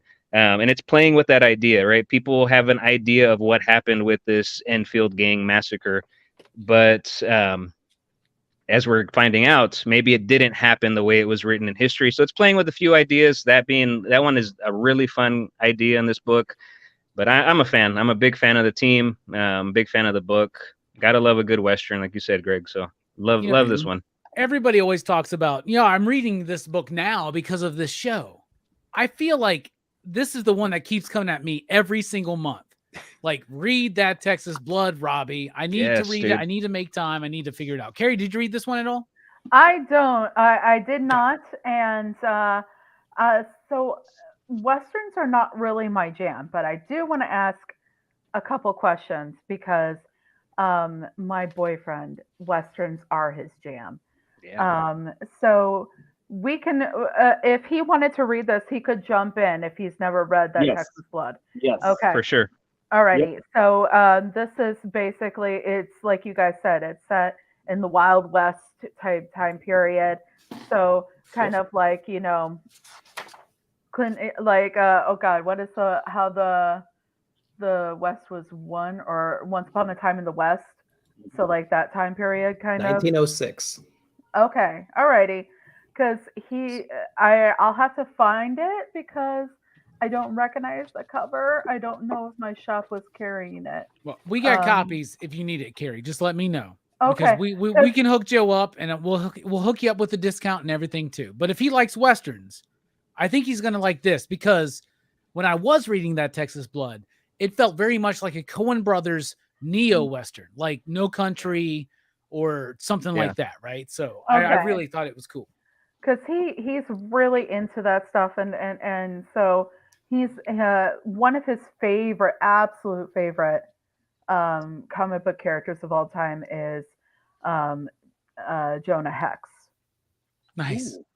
So, I hope you like the movie. Favorite comic book movie. Oh no. Yeah, like he's just like he absolutely loves Jonah Hex. So I'll have to let him know about this. Nice. All right. So we've made it through one round of picks, an hour and a half. We're going to be tighter this next hour. So what I'm going to do is before I get to everybody, I'm going to be like, have you read the book? Raise your hand if you've read the book. Then I know who we can just like briefly get to. We're trying to do the favor of everybody's schedule tonight. But anyway, right now, Blood Splatter Chatter is talking about Don't Breathe for Horror Fest. So go leave us and go check them out if you want to. That's cool. Well, or you can watch it on the replay. I would suggest you watch them on the replay because we were nominated for an award for a reason. Yeah. So maybe the reason is these 3-hour fucking run times. Who gives a shit? Like, I don't. Like, I got the whole night blocked off. It's free. So I'm here. I don't know what everybody else is up to, but it's time for the second pick. My second pick of the month. And nobody stole this from me. Nobody stole any of my picks. Of course, I went first. But I'm going to go with your show, so Godzilla War for Humanity #1. Because this is the biggest surprise I've had in comics in a long ass time. The last time I got really excited for a Godzilla book was when James Stokoe did it. And that was just for the amazing art. Same thing here, but the story works as well. This is written by Andrew McLean, who is the guy who does Headlopper, which is a book I fell out of because it comes out so infrequently, but I love his art. I love that story. That's his cover right there. But he did not do the art on the inside. The art on the inside is by Jake Smith, a local to Nick, I believe, which blew my mind. Yeah. I'm going to make too. myself solo real quick. The Oh, look at artwork in that. this book sold me. Oh, that's so adorable. The coloring in this book sold me. It is like a very cartoony, almost like, I love it. it's almost like, who was the artist of Mountainhead? Ryan Lee, Mhm. right? It's almost like a Ryan Lee type thing, but even more ultra cartoony. But the coloring in this book is absolutely amazing. I think Oh, Jake nice. did That's the cool. coloring too. Let me double check. Godzilla looks Jake so did the adorable. coloring. Russ Wooten did the lettering, who letters Firepower, for instance. There's another page I want to show y'all. Where is it? Right there. Just such a great book, colorful, fun. The whole concept is this. There's a woman whose life was saved by Godzilla at some point. So now we hit this point where the government's got this task force to like go against all the kaiju incursions that happen. She's like, no, all we got to do is just be cool with Godzilla. He will save us. But then a giant monster shows up that as far as I'm aware, we've never seen, but I'm not the biggest kaiju expert. But a new monster shows up in the midst of all of this. Look at this Cthulhu shit. Look at that. Like, that's so freaking cool. It's beautiful. Anybody that read Mountainhead knows what I'm talking about there, man. Such a great book. Amazing artwork. Big, poppy, explosive. But the idea is that she's just, no, we need to like have Godzilla, but Godzilla's got like a little kid or something like that. So maybe Godzilla's not as dependable. I don't know. I had a lot of fun with this book. Who read this book besides me? I'm so fucking mad because that was my pick of the week. Yeah, let me tell you something. I ordered this book heavily already because Godzilla sells well at my shop. We sold out first day. Right? Of course, when it's up there, it says Robbie's pick of the week. That means something, right? It's surely, right? At this point. Just not the Colin Bunn. I ordered more. We sold out again. I ordered more. We sold out again. Wow. And now I got more on the way. This book is working. Y'all check this out. Brooks also loves it. Might be his pick of the month as well. I don't know. Okay. None of y'all read that shit. We didn't want to. Y'all watch Keep the the show weekly. tight. We're trying to keep the show tight. We're trying to keep it rolling. We know Robbie My second pick. I would like to read it. Like it looks Art looks good. Godzilla It's really looks good. adorable. We had All three right, extra I just want to copies. take this moment to keep it tight and just be like, all right, fuck y'all for not reading my pick of the week every week, but that's okay. I love you still. Nick, what you got for I your went back to second buy pick? the book after I found it was your pick of the week. We had 3 extra copies. They were both gone because the artist came into I've the been shop. able to order this signed them. every week from I know, Penguin, I bro. know. Like, For you some want reason to? they I'll have- send you a copy, Nick. You still don't have have a- a copy? No, sir. I I'll do bring not. it to Memphis. Okay. We're supposed to just get got more in. Yeah, the thing is like the second issue and the third issue is going to come out before he even gets to you. So It's in a just go month, ahead right? and read the second issue when it comes out. I'll and get then you a be like, second okay, issue this too, is- Nick. Oh, is just- Lord. This is a flashback issue. Real quick, I got to And- remind myself to order more copies of issue 2. Nick, what's your next pick? I don't know. What's the next one? Okay, so I'm so There was distraught. nothing else good. There was nothing else good. This is the first time nobody's ever read one of my picks on the panel. I'm know. just so pissed off. Fuck It's all of y'all. heartbroken. Okay, we're gonna I'll read that Texas Blood, Chris, if you read this goddamn Godzilla book. I'll read it, dude. I will read it. I will. I'll do a full on fucking review. Challenge accepted. There'll be a full on Manny review. Green gonna read- screen, fucking special effects, the whole fucking night. It's gonna read 20 So issues hurt. of that Texas This is Blood. like for us. Funhouse all over again. Anyway, Nick, go on. So- Sean Murphy's Plot Holes, issue number 1. Cool ass book. I didn't see this coming. I didn't even know about the whole like Kickstarter thing. What, a year ago? Chris, keep me honest. I think you were part of. Yeah, you were part I of didn't do the Kickstarter, but yeah, Oh, it's yeah. like it was a Kickstarter. And Steph, I think, told me about it too, because I was like, dude, this book is awesome. You guys need to read it. And he's like, dude, I read it a year ago. So where are you at? So big shout out to them. So, but Plot Holes, very interesting book. Sean Murphy, man, how do I even describe this book? So basically, it's like all the stories that we read, all the comics, all the literature, everything. Those books are actually real. Those characters are real inside their own universe, and they have no perspective of that happening, right? So like they just live inside their zones. And this looming threat is like going through and destroying all these different universes. And there's this collective team that has assembled across all these different platforms from manga to everything. And it's their job to keep the facts straight. They're like these universal editors, and they're stopping these threats from taking out all these different properties. It's like the weirdest shit. And I think it's really cool that we get introduced to this whole weird thing by kind of being behind the shoulder of a new recruit to this team. And so he's learning all these things, and therefore you're learning all these facts and everything, but they do it in a really comedic way too. There's obviously tons of pop culture references in here. You know what you're going to get art wise from like the creative team. It's just an amazing book. It really kind of blew me away. It was one of the only books this week that I read, and I was like, oh, that was really clever, man. I had a great time reading it. the story is awesome. The art's really cool. And so, yeah, big props to the team. Plot Holes was awesome. You guys should check that one out. Yeah, I really liked it. I love Sean Gordon Murphy's artwork. I think it's great. I loved the idea and concept behind it. It just, I need another issue to really see if it's going to work for me. Sure. But like, I think it will, because it's a really cool idea. Who else read this one? All right, Greg, what do you think? I'm with you, Robbie. I need more to piece together right now. I will say I got the fantastic Sega Genesis. Oh, you got the Comic Zone. Comic Zone. Oh, that's cool. Nice. Yeah. I had there's a lot going on, and I feel like I need to reread this. It was a quick read yesterday, like trying to get ready for the show, and so I was like, "What is going on?" But I feel like I need to piece together a couple more issues to just see, is this some world that I can really invest in? Fair enough. Yeah, Chris, you read this one, you said, right? I liked it. I really liked it. I mean, I'm just looking at the first page here, and you got this really cool team, right? This group that's called the Plot Holes, and basically they're a team of fictional characters that are jumping into other books, like Nick said, right? And I'm just looking at this first page, and there's a blue tiger character. There's a Johnny manga character who is like manga based, and then there's this little short character, I don't remember his name, but he's hilarious, dude. And there's like this one panel here where the lion or the tiger is saying, "Forgive our actions, gentlemen, but this plot will no longer require you." And then this little guy who's kind of this character, he's kind of racist and he's just lewd and he's got bad humor. He's like, "See you later, assholes." You know, like it's just it's the like, comic strip character from the 30s, right? Like that's the I believe, idea, yeah, right? Yeah, exactly. He's carrying a gun in his hand, and it's.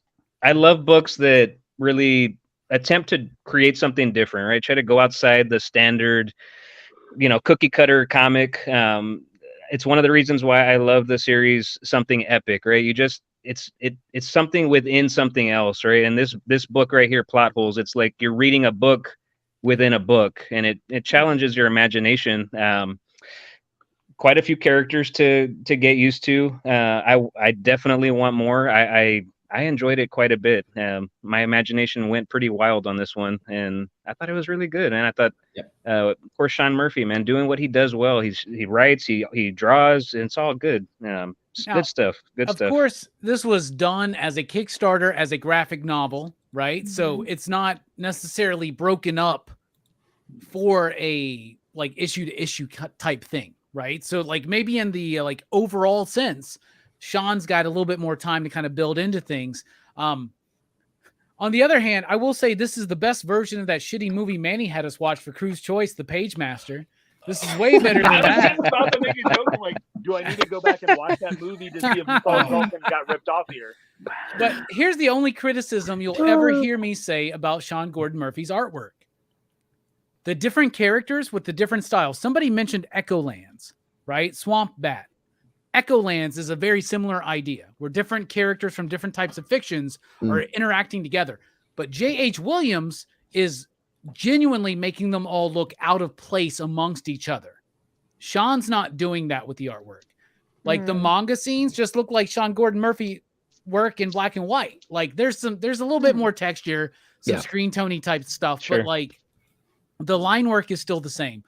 Even the Johnny Manga character. Oh, they got big eyes. I'm like, wait, does he? Oh yeah. Oh kind of. He's got big eyes. Yeah. But it doesn't look like a manga. Like none of the characters look out of place, if that makes sense. Not like Something Epic. Captures that. Not like in Something Epic where it's like or different. like what Zymon's doing with Something Epic. So absolutely. Yeah, that one's like completely different styles. So you're reading this one, Nick? Did you read it? Yeah, it was my pick. Oh fuck! I'm so stupid. Yeah, good shots, man. I read it. It was good. So what do you think about it, Nick? Well, Spilio had me do 2 shots of tequila. I'm so sorry. It's a very simple story. What's your next pick? It's a very simple story told in a complex way. Oh, I'm gonna go. Roswell meets Alien or meets X-Men for this one. Oh, that's a great way to describe it, actually. Yeah, I thought Indigo Children was good. This one tied me back into the alien premise because I feel like for the last 3 issues we've kind of just been meeting new powered characters and it doesn't really do anything other than introduce the characters. this one we got to see them all come together. This was the moment where we could see their powers working off of each other. Admittedly, Kurt Pyers and Wait a second, Chris. What is it? What is it? I love this, dude. I love. Now I refuse to say that. I refuse to say Perez, dude. whatever the hell it is. I love Robbie's video every week when he's like, God damn it, Kurt Pyers, Pierre's. It's Pierre's. No, yeah. Pierre's. No, it's not. All right. I grew up in the 90s. I watched all that. Pierre Escargot sat in a bathtub and taught us French words, played expertly by Keenan, and he did not spell that shit like Pyers. All right. So that said, dude. him and Rockwell, they obviously really like the ghost character, the Arab ghost character, because I think it gets like all the cool shit to do in this issue. Yeah. But still really, really strong. I really am enjoying this. I love seeing it come together, and I'm excited to go further into the alien plot line and kind of get the idea of like what they're really doing here, what this has to do with Mars, and I don't know. I'm digging it. I so really Mandy, did you read this one? For Indigo? No, I did not read Indigo Children's Six. Fuck you, Greg. Not at all. Not at all. It's been a long day. God damn it. I'm like I like this book. I think that Kurt Perez is doing a really great job with this one. No, right? I like the ancient aliens kind of vibe to it, right? But I also like the grounded stuff that Kurt brings to his books, right? Yeah. Things like Youth, things like Olympia, things like It's Only Teenage Wasteland, which is available in trade paperback now. Like those books have a grounded nature to stories that either feel epic to the characters or are epic in and of themselves, right? And that's something that I really appreciate. Yeah. This is like the Hurt Locker with like ancient aliens and superheroes mixed together, if that makes sense. Who else is reading this one? All right, Chris, what do you think about Kurt Perez and what is doing on this? How the hell do you get it's Pierre's, like it's like imagine Pierre's, like you're peeing in the air. I forgot already. I get it, man. You're peeing in the air, man. Peeing in the air. I need you to say the name and just do like this. Kurt Pierre's. As an American, it is my duty to correct people on how to pronounce their names. I don't think Kurt knows. I don't think he's saying his name right. I'm just taking what he said. So, I love this book. I think it's I love everything about it. I love the alien aspect of it, the extraterrestrial. I love this group of characters that, you know, they had their memories basically wiped clean because somebody didn't want them to, you know, embrace and be what they were born to be as these indigo children. And we're slowly finding out, you know, why were their memories, you know, wiped away, and why were what kind of threat were they posing that it would warrant something like that. And I love that. I love a good mystery. I love a good I don't want to say conspiracy, but there's some undertones under here about, you know, government and things like that. And I know Kurt really leans into that stuff. If you're reading You've Been Canceled, same thing, right? Same kind of stuff. So, that's you know, a great book, man. Oh, I love it. Shoot, I shouldn't have said it. Book. Oh, I think I'm next, right? So I could talk about that. There you go. So yeah, I love it. I love it. Kurt Pierre's, love you, bro. Love the team. Great book. Kurt Pierre's is absolutely fantastic. I love his Say work. it over. I think it's good. Kurt Pierre's, like you pee in the air, whatever. Manny, have you read this one? Not yet. Not yet, but I hope to get to it. It's on the stack. Nick, I'm looking at Manny like he's gonna respond like, huh? Yeah, Nick, what do you think?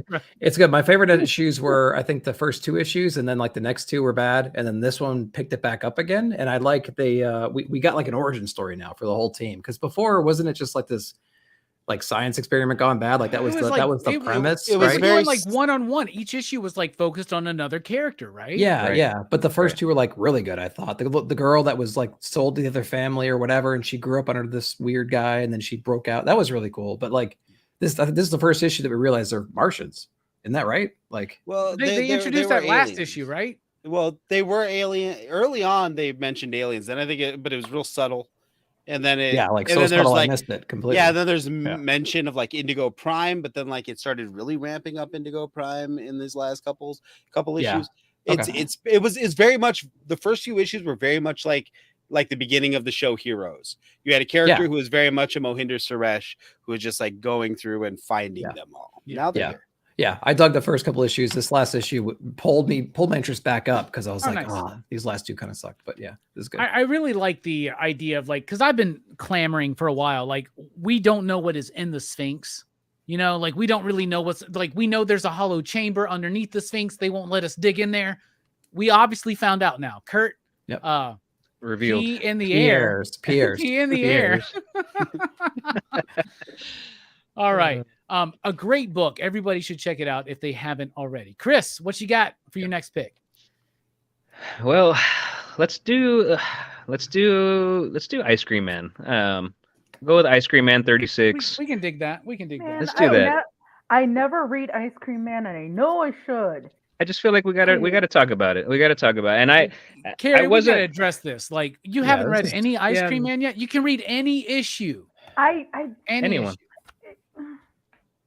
Don't worry. Yeah. Stay strong. We got to get you on it. Stay strong. I wish I was the only person who hasn't read Ice Cream Man.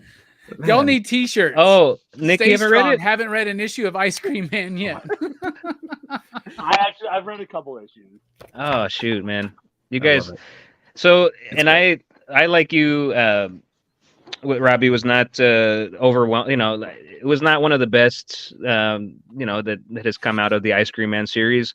And I wasn't as high on this issue when I initially read it, but I still loved it. So I got to talk about it. And basically, we get this like Moby Dick like story. Is his father? I think his name is Winslow. He becomes obsessed with finding the monster in the sea that swallowed his daughter, and he can't, and he won't accept that she's gone. The people that are in the residents in the port town that he's from, they think he's crazy because he wants to go after her. He wants to find her. And they tell him not to, but he does it anyway. He goes to sea in an attempt to find this whale or this sea monster that swallowed his daughter. And I mean, it's a suicide mission. There's a fat chance that he's actually going to be able to find her, but it's comics, right? So he does find her. And what he does, he enters the belly of this whale. And man, I don't know. I want to give spoilers here, but a spoiler alert. He finds her dead. He finds her dead, of course, and the whole everything going on in the belly. There's a lot of cool stuff going on there, but the main course of the story is he finds her dead, and he becomes overwhelmed with guilt and regret for all the time not spent with her and bad choices as a father. And I think we all interpret art differently. That's what makes it special. For me, when I saw the story in front of me, I was like, this is a great story at face value, but the daughter being swallowed by the sea monster, I started to think about that. I mean, isn't that like the story of life? Like the way the world turns. It's, we were once kids. Our parents had to throw us out into the world, into the belly of the fish. Yeah. We raise our kids one day and we throw our kids out into the world to swim. And I think you don't want to have regrets. You don't want to have guilt when you send them out to sea, right? And maybe that's my own wishing that I don't want to mess this whole parenting thing up, but that's what I got out of the book. And once again, man, W. Maxwell Prince, for my money, one of the very best writers. He knows how to describe humanity, the human condition, the highs, the lows, the in-betweens, and he does it like nobody else in comics. He's also a wordsmith. We had him on the show a few months ago, and he spoke about his love for words and grammar, composition, and it just shows in every issue that he writes. I love Ice Cream Man. I love pretty much anything W. Maxwell Prince puts his hands to. I was even told in my top 3 video that, hey, I really love your videos, but you become very hyperbolic when you talk about W. Maxwell Prince. So, I mean, I get it because I really think a ton of this guy, and I love his work. Every book, every issue. I'm doing it again. I'm about to do it again. But, it's just so good. Like there's not another writer that I know right now that when I read their book, like it takes my mind into... It really makes me reflect. Like I reflect on my own life every single time I read this, and it's a comic book, and it does that for me. And it's another great one. So whether it's Swan Songs, Haha, or Ice Cream Man, or Art Brute, which has a amazing, beautiful hardcover edition out this month, Yeah. right? Like, Yeah. Yeah. it would be my collection of the month if we didn't get the Richard Corbin Den hardcover out this last week, which was gorgeous, and I can't wait to dive into that. This issue of Ice Cream Man, it didn't make the pick of the week. It didn't make the pick of the month, but it is in no way not profound to me. And it's actually even more profound now, Chris, having had you speak on it just a little bit to me, because it's taking those literary references, Moby Dick, Jonah and the Whale, and yes, Dynamite, they do find Pinocchio in this fucking whale. Like it's the Yes, Pinocchio references there actually. too. Yeah. All the whale, it is a representation in story, and W. Maxwell Prince understands story, and he understands the metaphors and the analogies of story, and how important that is to the collected unconscious, like the idea of like the mythology that we all kind of are born into with this world, right? But like, he's able to tap into things. It is about worrying about sending your child out into the turbulent world and what you've done to them. It's also about, ignoring things in your life and allowing them to be swallowed up by the whale, or ignoring yourself and allowing yourself to be like swallowed up by the whale, absorbed by something, some kind of compulsion, something that's not right. Maybe the whale represents addiction. Maybe it represents so many other different things, right? So like, W. Maxwell Prince understands life, and this dude needs to be doing what Tony Robbins has been doing for 30 years, because I would pay for a W. Maxwell Prince seminar. I'll tell you what, I'll cry. I will fucking hate myself, but I'll come out of it a better person. That's how I feel every time I read Ice Cream Man. Who else read this issue? Damn, Greg and Carrie, y'all are slacking tonight, man. Slacking tonight. I've read every book except for Ice Cream Man and Godzilla. Nick, what do you think about this one, buddy? It's a great book. I think, yeah, on the list of like W. Maxwell Prince Ice Cream Man books, I think it's, in the bottom half instead of maybe the top half, but that doesn't mean that there's not some profound things inside of here. Chris, I like your insights on there. The first thing I thought about was basically this father, he's almost admitting that he wasn't there throughout her childhood. You know what I mean? They went on this trip together. He lost her somehow, whatever metaphor that might be, but he's spending a lot of energy to get her back. And he is regretting the time that he wasted with her. She's in a place now where there's no coming back from it. And now he's regretting that situation as well, not being able to get that closure, not being able to reconcile whatever issues they may have had. So my problem with this is like, that's the core of it. But there's so many other metaphors, like Robbie was saying, with the whale and with all the beings that we meet inside the whale. And it's like, I don't know how to reconcile all that stuff with just the core meaning, but that doesn't mean that it wasn't still impactful and really a great read. So, I mean, yeah, he has a great way of just like pulling on those heartstrings. This one was a little less obvious, but it had a message to me of like, man, just spend time with the people you love. Yeah. Don't do things to widen gaps between them and your relationships. Make the most of all your time. And hopefully you won't be in a position where you want to reconcile things and you can't for whatever reason. So also, great pick. Will just makes me feel stupid as fuck sometimes, where I'm like, I feel like I need to be like, it's like talking to Rom V or Dan Waters after the live stream. When the live stream's over and they're talking to us like normal people, and like Rom and Brian or Dan and Brian are talking about some shit, and I'm like, no idea what the fuck they're talking about. Like, I want to bring the conversation back around to the authority. I don't even know what's going on here. Manny, what'd you think about this issue of Ice Cream Man?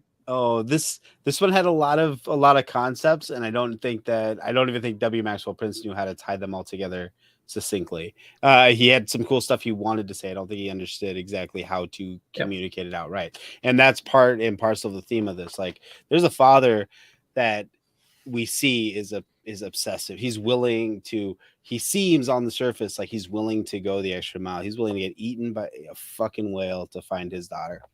But when his daughter asked for a hug, he said no.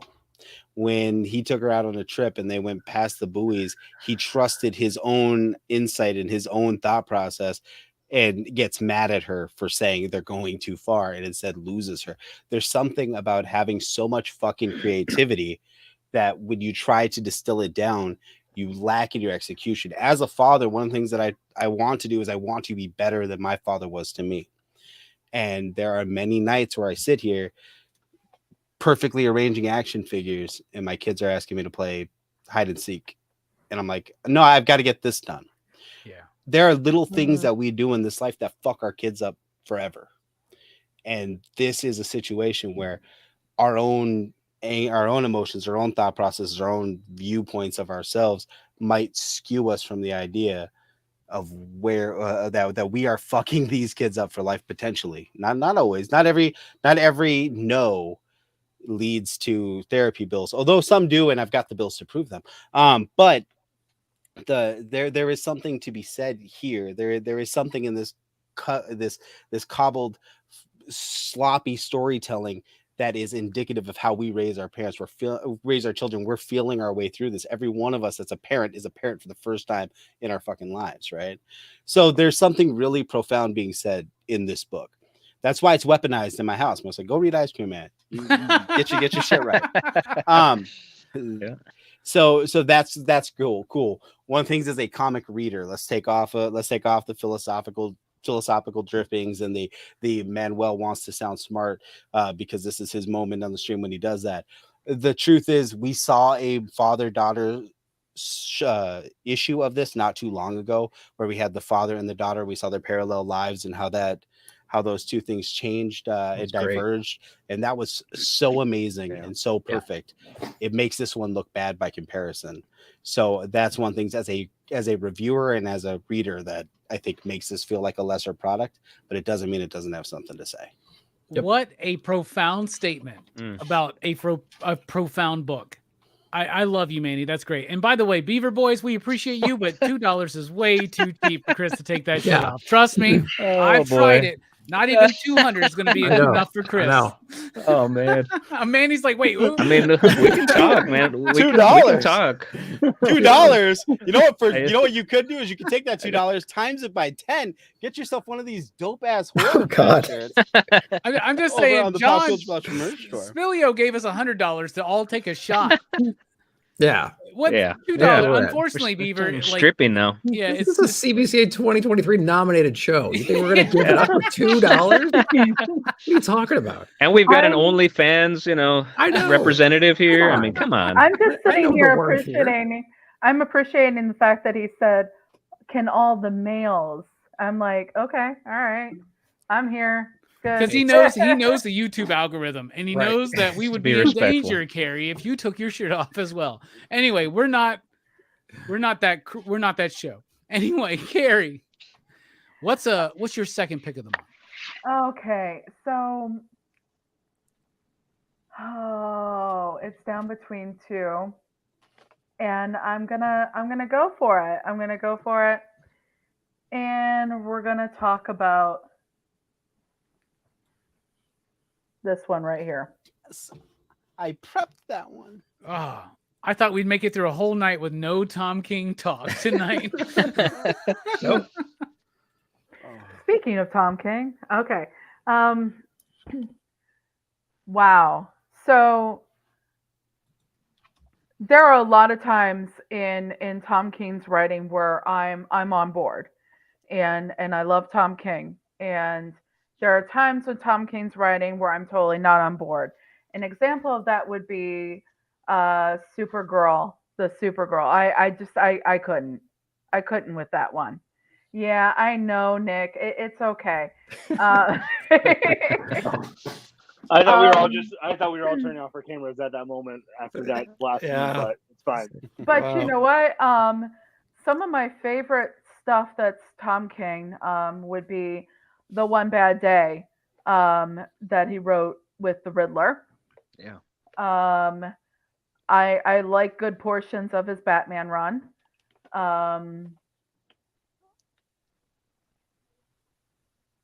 Human Target. Oh yeah. Was my top book of last year. I thought you were gonna say you didn't like it. You scared me. Yeah. I absolutely loved it. I convince people whenever I can to look at that book and read it, because it is absolutely fantabulous and it's beautiful. Because sometimes what's really great about Tom King, you know what? I'm going to tell you what I don't like about Tom King first, before I tell you what I really love about Tom King. What I don't like about Tom King is he gets kind of verbose. He in comic books, obviously we have the opportunity for not only to read the words and be told something, but we also get to see something.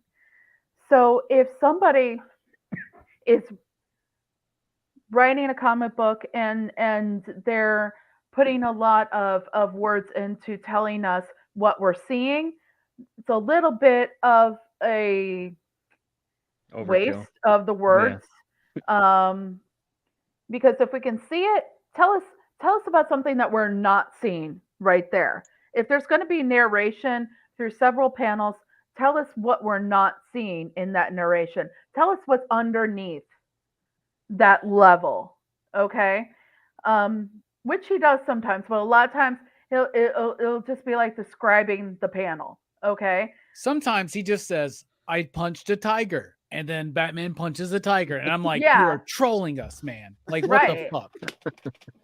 Now, Yep. was there some of that here? Yes, Yeah, there was some of that in there. Uh-huh. But to me, what he does with the rest of it and the story and what it's saying and how it goes about, I can excuse it with Penguin here, okay. because I love those kind of stories where you sit there and you're like, what is this dude gonna do? You have this character, the Penguin, who went as far as to fake his own death because he just wanted a quiet life. He wants to work in a bird and flower shop in Metropolis. He fakes his death, and he's got a decent life going here, you know? Like, he's got his usual, things that he does. He's got his shop. He's got the avian veterinarian that he's hooking up with. He's got some good stuff going on, and he is a completely different man. And you have this narration going on, and you have narration from different points of view, which is all this different point of view of how they view the Penguin, how they view Oswald.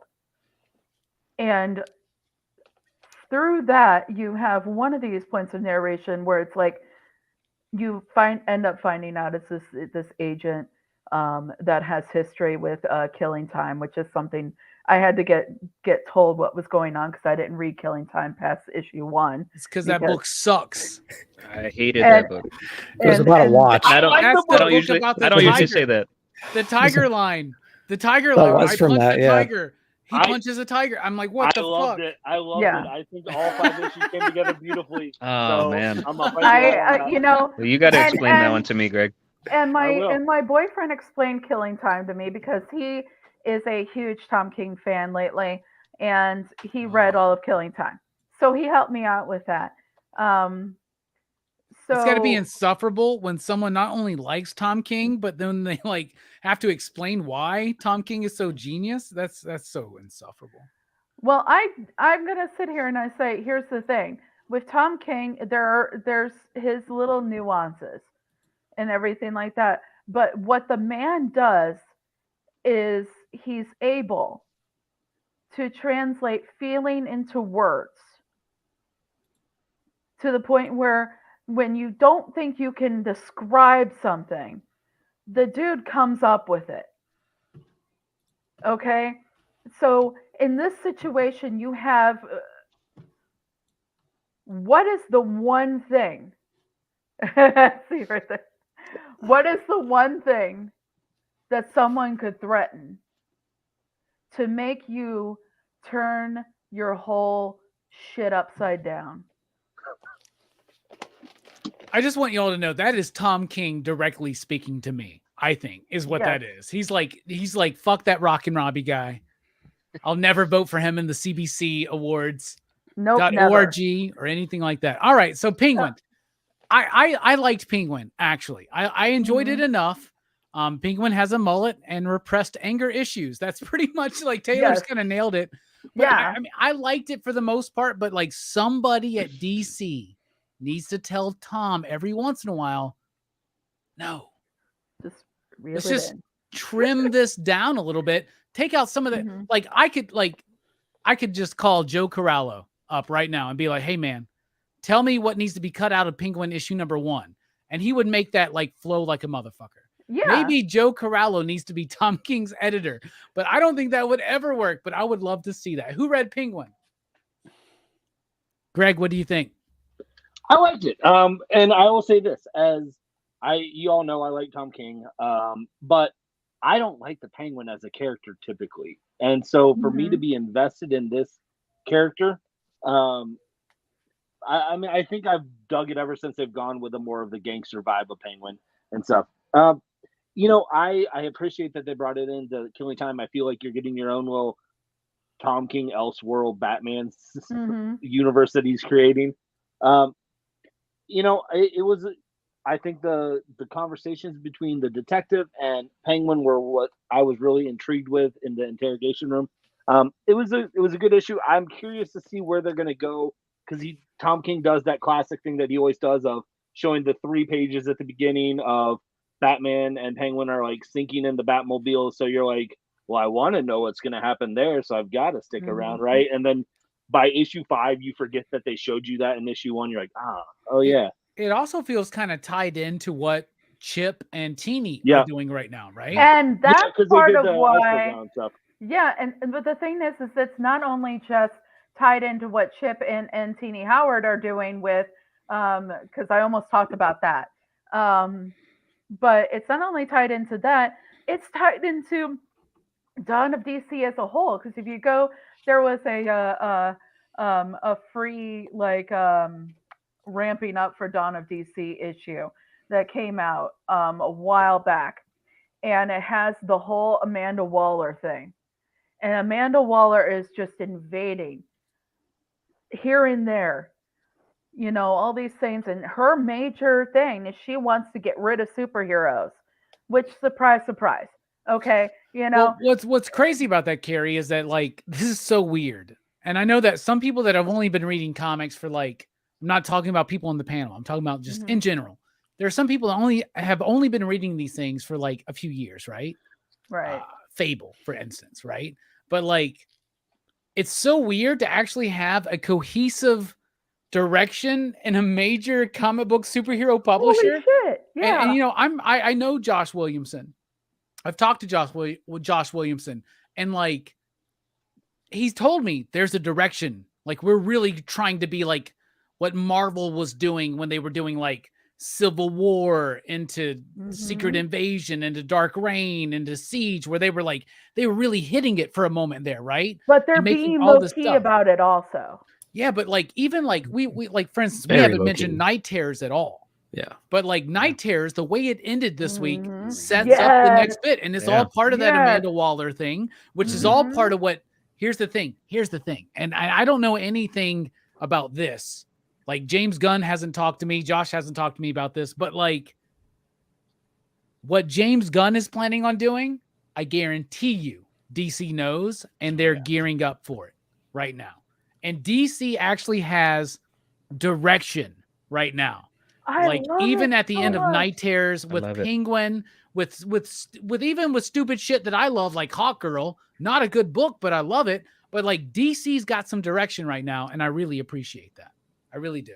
Penguin's a part of that. And it's so much a part of that. And it, like, I could have like picked, I mean, I'll probably do it rapid fire, but like, I could have picked the Gotham War battle lines. I could have picked that. I could have picked the end of Night Terrors, and I'll probably still talk about it a little bit, but it's like everything just seems to be kind of falling into place. Yeah. And you get these little snippets of Amanda Waller. No, I just hate Amanda Waller, but I need to know what the hell she's doing. Yeah. Okay. Like there's it almost feels like there's a plan. It's so weird. Speaking of a plan, Greg, you got any other final thoughts on Penguin? No. All right, Manny, you read this one. What'd you think? Yeah, I thought it was good. It's a lot of words. And like I read Something Epic twice, and I still say this is a lot of fucking words. That says something. Wow. But I do like this. I liked when Chip had him retire in Batman. I liked when Batman, when he got back from that goofy. Remember when Chip Zdarsky made us go on that fucking goofy alternate reality trip in Batman? That stupid alternate reality trip he had to take. Yeah. And he came That back. had And he the went ultimate payoff. Yeah. It With did the have ultimate payoff? it was awesome. It was awesome. That was the best part, though. The Flash did the same thing. Just They're wait till like, you read let's next just week's nostalgia bomb the Just shit wait. out of this. When you read next week's issue of Batman, you're gonna fucking be like, damn, do I need to reread that second Chip Zdarsky fucking arc? I Oh, know. No. I read it so well. I don't need to reread it. I know it. I read it twice. People are hating it, but I loved it. I read it twice, and so did everyone on this panel. If you read Daredevil too, that said, Boom. that said, I liked when he went to the Iceberg Lounge and the Penguin twins are kicking his ass. I liked the synergy. I pointed that out to Tiff because she read issue 0 and I didn't because I was like, it's fucking Tom King Penguin. I'm not reading that, but she told me it was really good. And then I read issue 1 and I was reminding her of the stuff that happened to Chip, and that's when it hit me. Holy shit. This is cohesive. This is really 0 was well just done. they were like all the stories. They were it was like reprinting. they're They were kids, just- right? Yeah. And It's I like- was so mad because I It was don't read good. any backstories ever. And I read that backstory and I bought this issue, not realizing it was the backstories I already read. I'm like, I already screw have this you. shit. Me too. I Me was too, so man. mad. I was so mad. See, somebody told me it was all those secondary stories, and I was like, okay, because Joe was like, oh, we need to get this. And I was Well, like, if no, y'all no, we actually don't. watched- we don't. If you actually watched the award-winning show, The Weekly Comic Book Review, Never heard of it. Y'all would know. Y'all would know these things. If it was, you know, like Lost in Comics, CBC award nominated Lost in Aw, Comics reviews, nice. I would watch yours more. But Robbie, Oh, whoa. You know a review show that you should all watch more?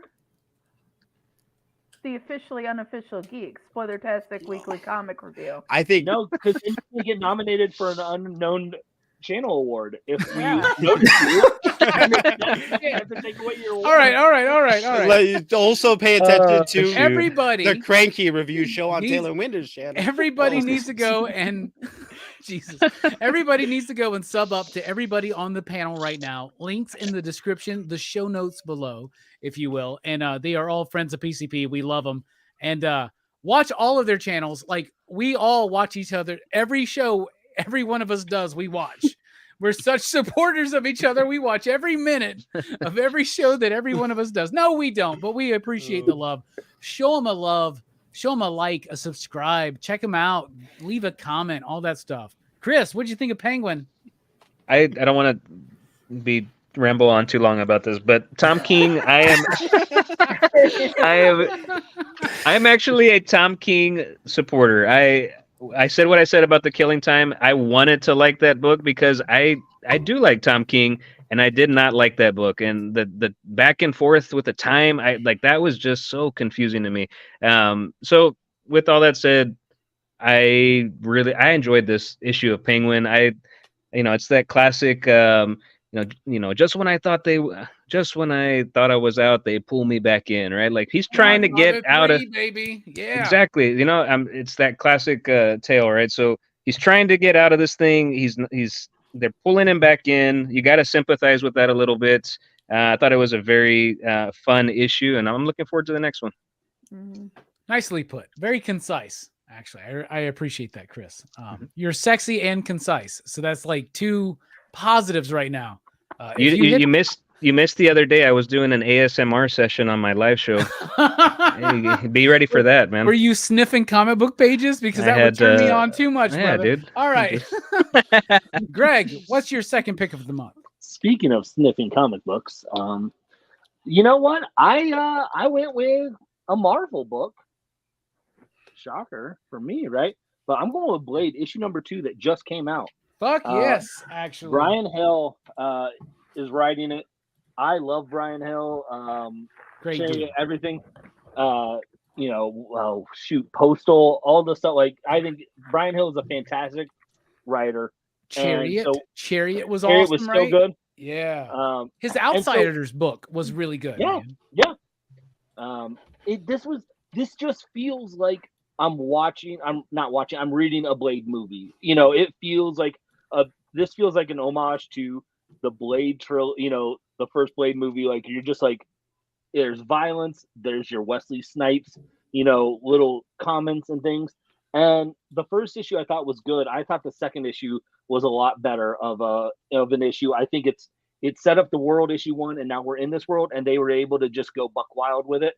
And you've got a bird person behind you, Nick, and that's fantastic. Oh yeah. She's crashing the stream. Go for it. I'm used to it. But it just is. There's over the top violence, and I'm like, yes, this is what I want in a Blade book. So I've been a Blade fan most of my life, right? It really started with the Night Stalkers book back in the early 90s. And then there was the animated series for Spider-Man where Blade showed up. He had an action figure, all that stuff. But the Blade movie, 1998, I'm 17 years old. It's like one of my favorite movies of all time. I love that movie. And it's always boggled my fucking mind. Sorry, Nick, you're all right. It's always boggled my flipping mind that Marvel's never been able to like take what made the Blade movies with Wesley Snipes so good. The only 2 they ever did, because they never did a third one, right? But like, it boggles my mind that nobody can like figure out how to do that in comics. I've seen Bart Sears try it. I've seen Steve Pugh try it. I've seen so many people try to make Blade cool in the Marvel universe, and it always sucks post Wesley Snipes. And I said, I have a 5-year plan for Blade. And the only way I would allow a Blade book to exist without me guiding the way would be if Brian Edward Hill did it. Damn it, if Marvel didn't hire him to do this book. I also said Juan Ferreira should be the artist. They approached Juan. He had to turn it down because of other obligations. Somebody at Marvel's listening. So listen to this. Your Blade book is the best interpretation of that comic book character since the Wesley Snipes movie. It is awesome. The story is awesome. The new characters that you're introducing are awesome. The whole vibe of it, the line work from Carmen is amazing. The coloring on that book fucking sucks so bad. It's so murky. You can't see shit clearly. Mm-hmm. You need a better colorist on that book. It would be one of the best books on shelves. I would sing its praises every single month. We need better coloring on Blade. Who else is reading Blade? I have it, but I haven't been able to read it yet. I just got it today. All right, Nick, what do you think? Because I know that you've been watching Cartoonist Kayfabe for a while, and I know that you understand my gripe about comic book coloring. What do you think about Blade right now? I read the first one because it was a new number 1 when it came out, and I was actually blown away by it. I was like, wow, this is a lot better than I thought it was going to be. And then I got issue number 2, and I was so glad that I did, because I think you're absolutely right. This is a great interpretation of the character right now, and the story is exciting. It's got a lot of action. There's a lot of cool things going on, and the ancillary characters, the supporting characters, are interesting too. Holy crap, right? Like, it's a great recipe. I love the art as well. It's got this, man, I don't know. It's got this like radiance that maybe Moon Knight does better from a color perspective. I feel like it needed that, but there's some cool scenes in here where like the helicopter's shooting up the side of the building and he's jumping through there with this weird demonic gun. And there's some cool stuff going on there. I like the artwork in here a lot. I kind of agree with the coloring. There should be more going on there. I totally agree with that. Jordi Belair is on there. I just looked up and I saw it was Jordi Belair, because Jordi I know. That blows my mind. Right. By the way. Exactly. Yeah. When I read that, I see the outcome. I can understand it. I can live with the coloring. I wish it was a little bit better. It didn't initially pop out at It me, but might after look you better mentioned on it, a screen, maybe, but like yeah, there's a lot of the Yeah. same stuff going on color wise in here. So I'll give it that. murky, man. It's It is. murky. It It's is. very murky. I'm looking at it right now. It's just I'm just flipping through There's it. a haze to it that I think it's a radiant glow that they're trying to do. Like remember Moon Knight, the current run right now, they achieved that glow. That Moon The reason Knight, why it works there is because they got a It's- character all dressed in white. and it's such a contrast between dark. the It's backgrounds dark and stuff. backgrounds. Exactly. Is that what you're exactly. talking about, Robbie, right there? Yeah, it's just Right. there's so many There's- pages like that to Yeah, me. man. yeah. And there's also like oh gosh, where was it? I saw it. But there was like golly. There was a car. Yeah, right here. Where it gets Right. like this these Yeah. blasts of light every so often. It may not even be Geordie or whoever the hell she's paying to do the work for her right now. You know what I'm Right. saying? But like, she is like, she is a great colorist. Like, look at her work on Moon Knight with Declan Shalvey, right? Like, But that's- amazing poppy color there. But like Blade right is there, in that all looks black weird. and the red. They need to look at what Dave Stewart and the colorists before him were doing on Hellboy to see Right. like how red works on these kind of things. Make it stark black. Like, let's actually kind of like have some like, I don't know, like a foreground, a midground, and a background. That would be amazing. I don't know. But it's like some kind of monochromatic, kind of It's the shifting. only default with the book is the coloring. Yeah, it's a great And- story though. Yeah, everything else, definitely the check it line work, like the Yeah, way the that art's good. Carmen, what's her name? Carmen Canero? Is that her name? Like the way that she like is able to like show the action, the momentum of this book. Like if you look at the line work, I would love to see this in black and white. I would. And I would love to have somebody like somebody else color it, unfortunately. And I love Geordie, but that's what this coloring on Blade is This whack. is- Who else? this is Nobody not else is on- reading Blade right now? This is not I'm on reading par it. with what Jordi Belair does. Manny's reading Blade. Well, are you reading Blade, Greg? I haven't had a chance to pick it up yet. I hear it's great though. And speaking of that, Robbie, I think you got another thing that you got. Look at that, man. Do I gotta do another shot? Oh shit. Dude. All right. Manny, what I tell us what you think about Blade. I'll Yeah. get another shot ready. Take your time. So when it comes, We haven't even Becomes- done it yet. We gotta When wait for. We gotta wait for man. Robbie. I don't wait for Robbie. That was a pre-shot. Oh shit. Here's the deal. When it comes to this book, there was something that happened in Rugrats season 3. And I'll tell you, and it'll make sense in a second. In Rugrats season Okay. 3, they increased the animation budget and they added gradients to the sky. It Okay. made the hand-drawn animation quality from classic. It made their animation quality. Right. I shouldn't have been taking shots when Spilio wasn't doing this. Look, the thing is, it made the hand-drawn quality look rough. One of the things that you notice with this book is it looks grainy as shit. Everything is gradient. See, when they get to the villain from Big Trouble in Little China's hideout. Yep. Everything, every board is a digital gradient, every single one, and it's not like a gigantic shift. It's just a really slight shift. And what it's doing is it's so much that it makes the artwork look grainy. The line work is phenomenal. All the detail in the costumes, the detail in the actual hideout itself, all of those trusses and everything that's drawn. There's lots of tapestries and things like that. All that's stunning, but it's too much visually. You can't focus on those details because there's just too much pulling your eye in and out of the foreground with all the gradient shifts. I do say this is a step up from issue 1. There's not a bunch of blue and red tinting every freaking panel. I thought that at least this one was legible versus the previous issue. The story itself works. I was, like Greg, struck by the level of violence. I thought that it really did heighten all of the action sequences, made it feel like there were stakes because he's a vampire. But it was I think that this book has a ton of potential, and I do agree that in black and white, I think this would have been a first round pick for sure. We need a better colorist on this book, or like somebody like I hate to say that because Jordi Belair is one of the best colorists in the biz. It's But- like Yeah. you have to wonder like what is it that's really missing here?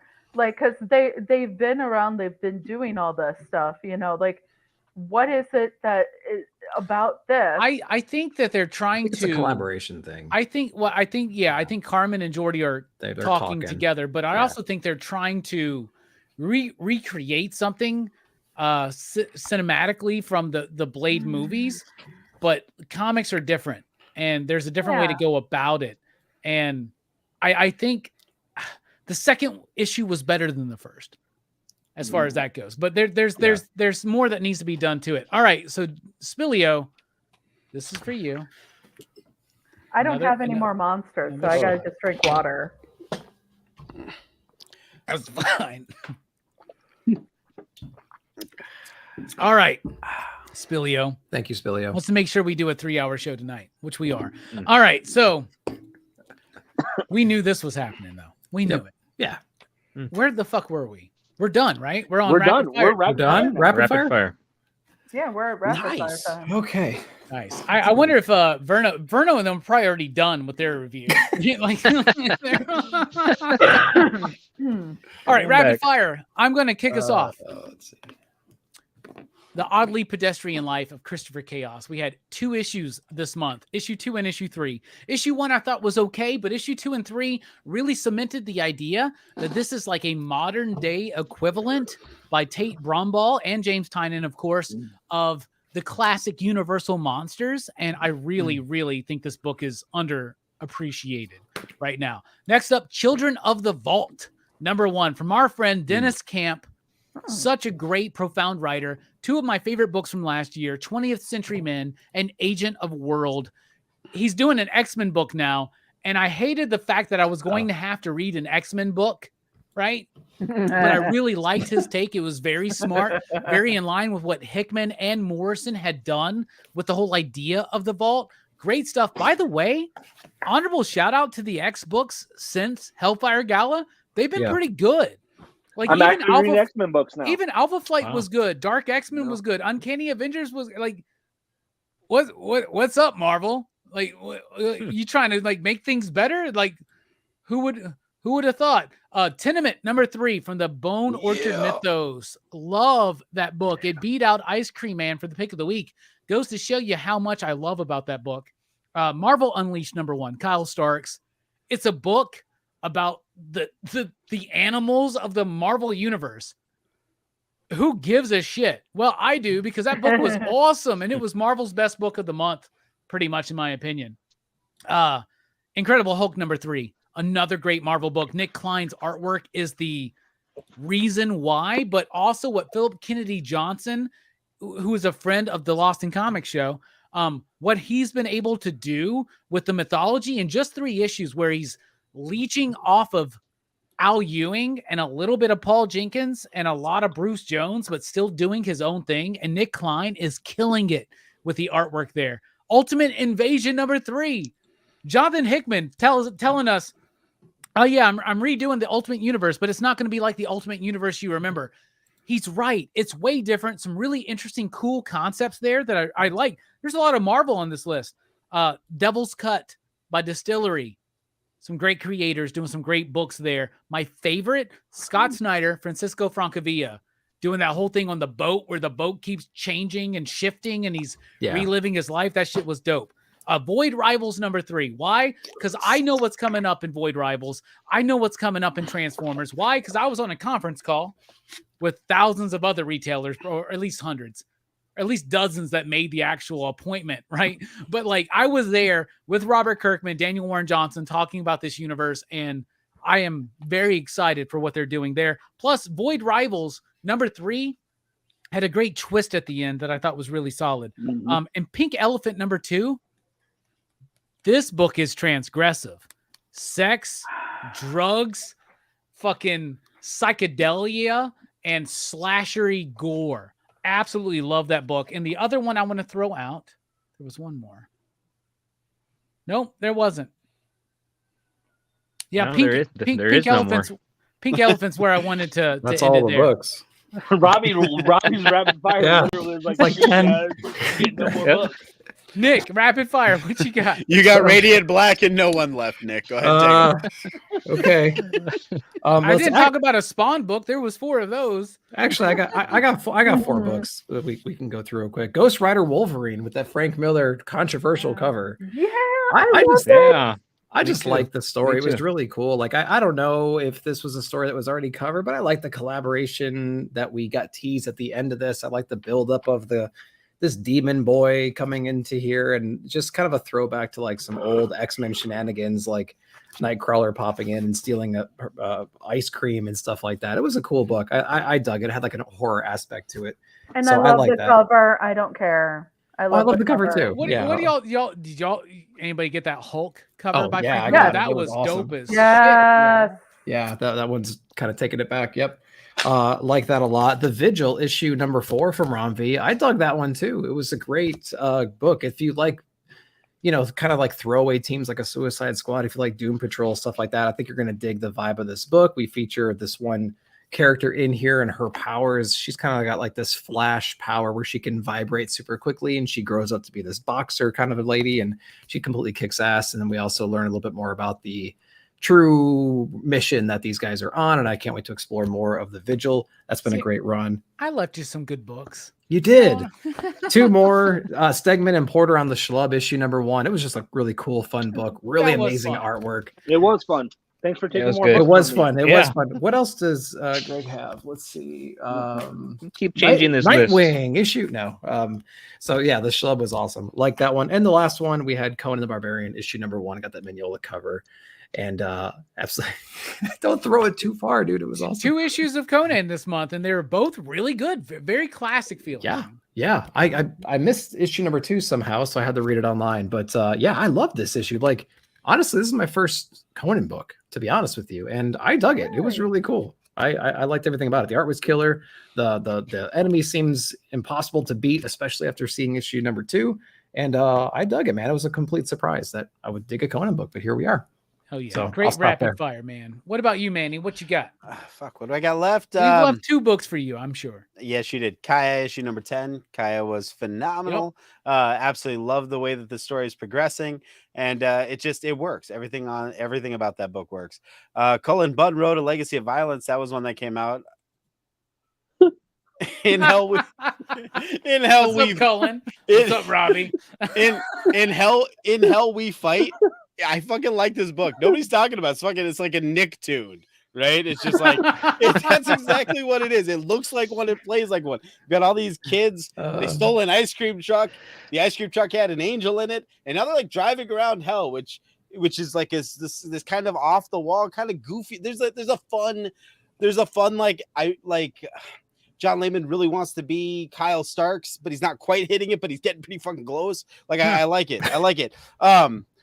Legacy of Violence, no, for real. This is a decent read. If you like Lost, especially like when they just keep adding mysteries and not solving them, and they just keep adding more and more shit to it, and you're like, fuck, dude, you are already 8 issues in. Can we at least get some sort of closure? And Cullen's like, nope, because I even forgot I was writing this book, so I'm starting over. That is what you get with Legacy of Violence. But at least the artwork is really cool. Andrea Moody's knocking it out of the park there. I dug it. Alien issue number 5. This arc of Alien is the best arc of Alien we've had. Really well done.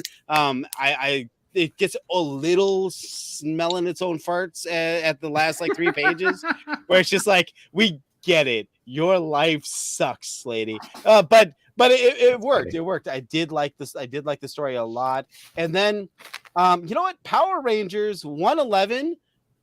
Because I need a Power Rangers book, and I didn't read No One or Radiant Black, so we got Power Rangers.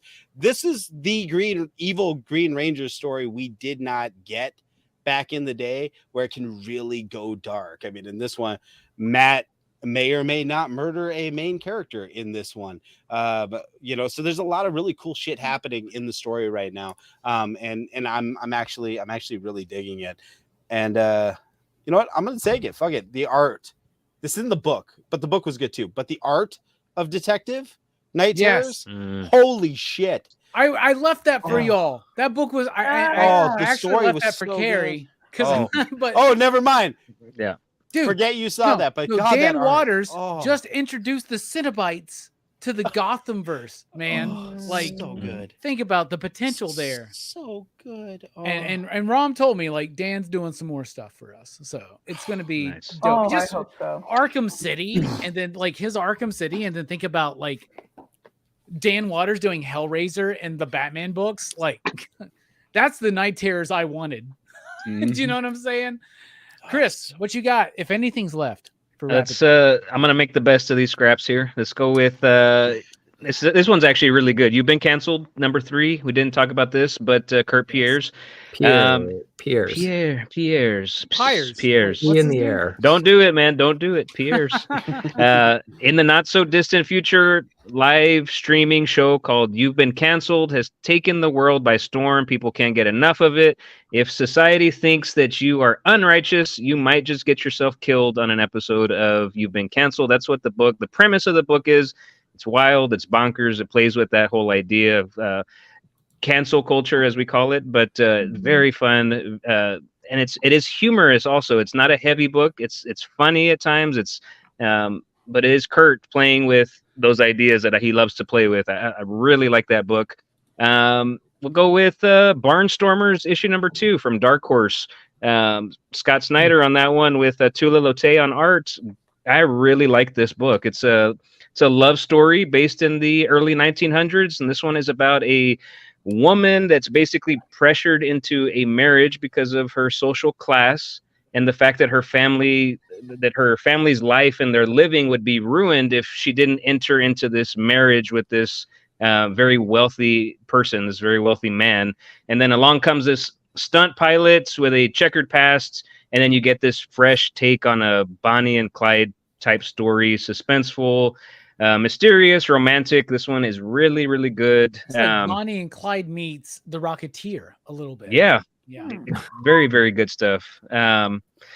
I guess well, if you're gonna, I'm just gonna say Night Terrors, Night's End, the issue that just took place yesterday. Yep. You're gonna talk detective, right, Carrie? I'm sure. Oh, I'm gonna talk DC, just so you know. All right. Yeah. Thanks. I'm just That's gonna. fine. That's fine. Go ahead. Go ahead. Go ahead. All right. I'm just gonna say Night's End because I liked the finale of Night Terrors, but the reasons that I liked it are more about how it set up the future of DC, and I like that more than the actual ending of the Night Terrors event in the story. I'm just such a fan of how they've used this event to really bring the whole DCU into continuity. I love that. We already got to see this week with the events of Batman, Catwoman, Gotham War, the Battle Lines book. If you read that after you read the Night Terrors, Night's End, it makes complete sense. Yeah. I love it. Yeah. I love it. And that's like we talked about it a little bit earlier. Just DC actually has a plan, and you love to see it out of the big two. And I love this book. I love how they paused everything. They did the event, and we're coming out of the event in continuity. I love that, and I love the Dead Man redemption story at the end. Oh and my setting gosh, up yes. another event, by the way, at the same time. So like that's kind of obnoxious, but Yeah, it's still but- like at least there's a plan, and I like it. And I'll tell you this: I loved Battle Lines, but y'all ain't seen nothing yet. Wait till Batman next week. We're gonna be losing our minds next month talking ready. about this issue Oh, I of Batman. can't wait. I can't wait. Jorge's back, and Batman is gone fucking nuts, and all those golly. Zuranars are like fucking yeah. with him, Oh, man. shoot. Yeah. Oh yeah, my goodness, yeah. dude! Like you And will the see other Batman hidden do shit, you're personalities like, that we don't know "What?" about. You're like, Yeah. what the fuck? Yeah, dude. Man. Pee Wee Herman shows up. It's ridiculous. Wow, really? Rip. And my last thing, we got a double dose yesterday of the TMNT Saturday Morning Adventures. Yep. And this book is just polar opposite of something like Ice Cream Man, Swan Songs. This is just mindless Saturday morning cartoon fun that we experienced when we were kids. And I love it for that. It's fun. It's just a fun TMNT comic book. Hell yeah. And those are my books. Yeah. Good rapid fire. What about you, Carrie? What you got? Let's do this. Okay. So let's go with Batman White Knight presents Generation Joker. Number 4. Yeah. So we got some Victor Freeze in here. Victor Freeze is always fun. Love it. I just love this whole universe. I don't think I really need to say much about Chandra and Murphy, the Murphy verse. Yeah, I think we're pretty much on board with that, right, guys? Yep. Yeah. Okay.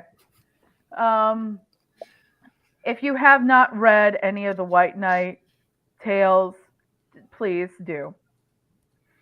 Let's go ahead, and talk about it a little bit here. Gotham War, battle lines. I'm going to tell you guys right now. Read both Batman and Catwoman. Don't do this whole like I'm just gonna read Batman and not read Catwoman because I don't know why because I love Catwoman.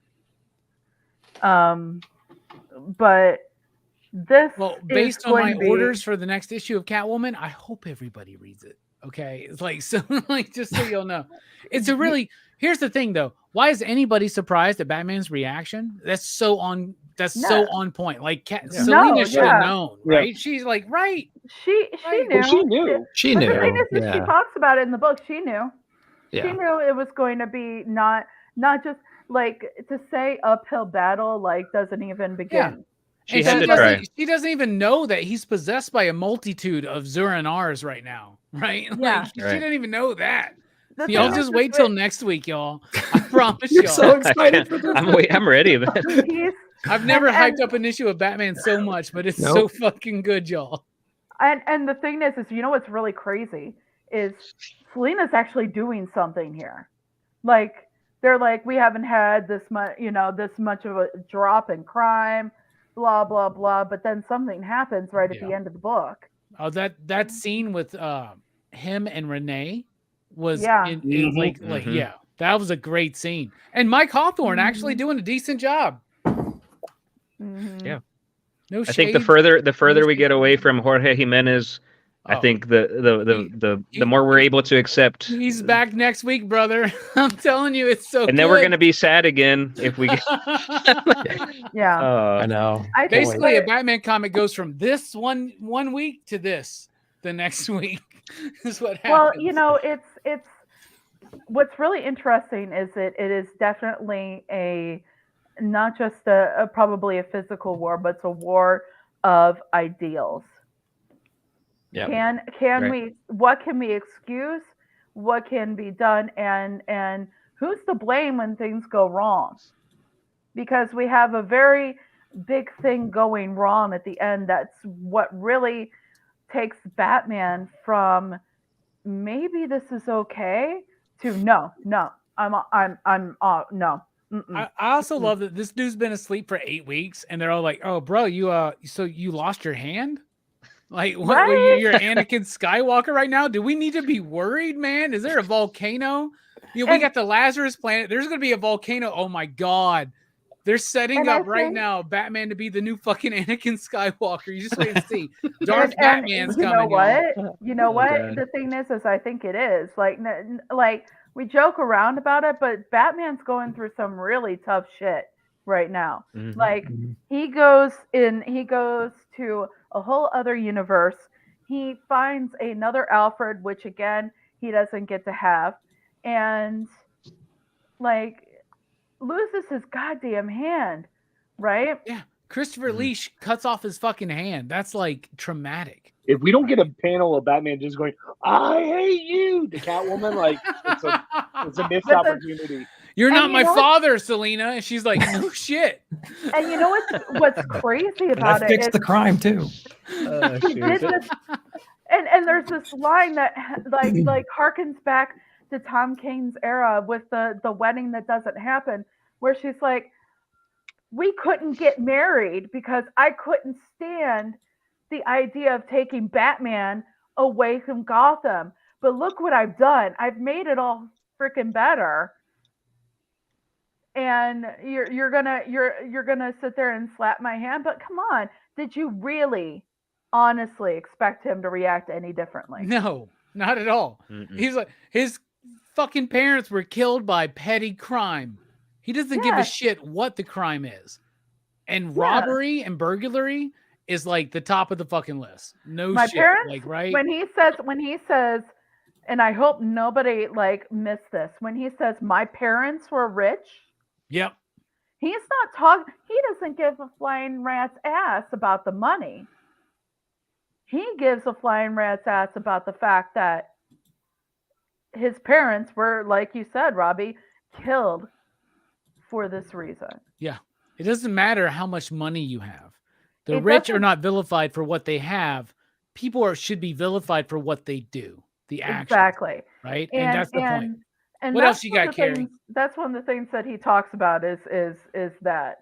But Batman Beyond Neo Gothic was really interesting and really cool, especially at the end of this issue where we have a Court of Owls situation going on, because the Gotham of the future that Terry McGinnis is Batman of has basically just been kind of building on top of itself, so that there's this whole catacombs underground network of Gotham that's basically old Gotham, and Killer Croc is going insane but is guarding the Court of Owls.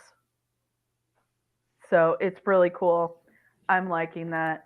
Anyways, keeping going. Detective Comics, we already mentioned this, but the whole falling apart because you wish you could just fall apart. I still can't get over that, guys.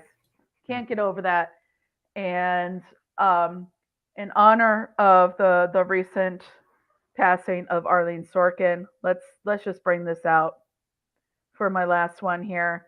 Meant a lot to me as a kid, and so we're going to talk Harley Quinn right here. Love it, especially that last story. It's all about the last story in this issue, where it's Harley talking with Gordon about why she came back to Gotham. Fuck yeah. Nice rapid fire, Carrie. What about you, Greg? What you got? Well, that's the show, guys. So no, I actually have a couple real quick. I am excited that Killer Queens Volume 2 is back. Fuck yeah. David Fuck Booher. yeah. What? You don't like it? No, I said fuck yeah. That was a Oh, I great. thought you That was said- great. I know. I I thought totally you said love it. you, It's not a yeah. I super thought gay you. space opera. I I love was it. like, dude. I was like, how do Come you not on. love this? This is great. If you haven't read Killer Queens, go read it. It's fantastic. Issue 5 of Superboy, Kenny Porter. This is a love letter to the Connor Kent of the 90s, which is what I love for it. And this is a really fun episode issue that sets up what's going to be Buck Wild in issue 6. Look at this. X-Men 25. Man, Holy shit. An talk X-Men about- book from Greg. Wow. talk about the violence in this one of That was a great one. after Hellfire. Holy cow. Insane. Darkwing Duck has been great as always. Amanda Bieber is crushing it. And since you By the also way, everybody go check out Dynamite Comics. They're doing some great work right now. And since you all took all my other books, I'll throw in another one. It's not one. It is a graphic novel that came out this month, All Tomorrow's Parties, the Velvet Underground story from Humanoids Oh, by shit. Corinne Shadim. This is fantastic. The cartooning in this is great. Corinne did the Lugazio, the Dracula story, and then also did one of Twilight Zone, Rod Serling. Yeah. Really cool art. Highly recommend checking out this graphic novel if you haven't read it. Dude, we got that in at the shop, of course, and it seemed cool to me, but then it Yeah. sold out, so I have to try to get more in. So that's awesome, man. So there you go. All right, great Nice. rapid fire from everybody. Great comic books covered tonight. Some DC, some Marvel, a lot of indies, a lot of cool stuff that we've never heard of. What a great show. By the way, vote for this show for best collaboration over at the Comic Book Community Awards at cbcawards.org.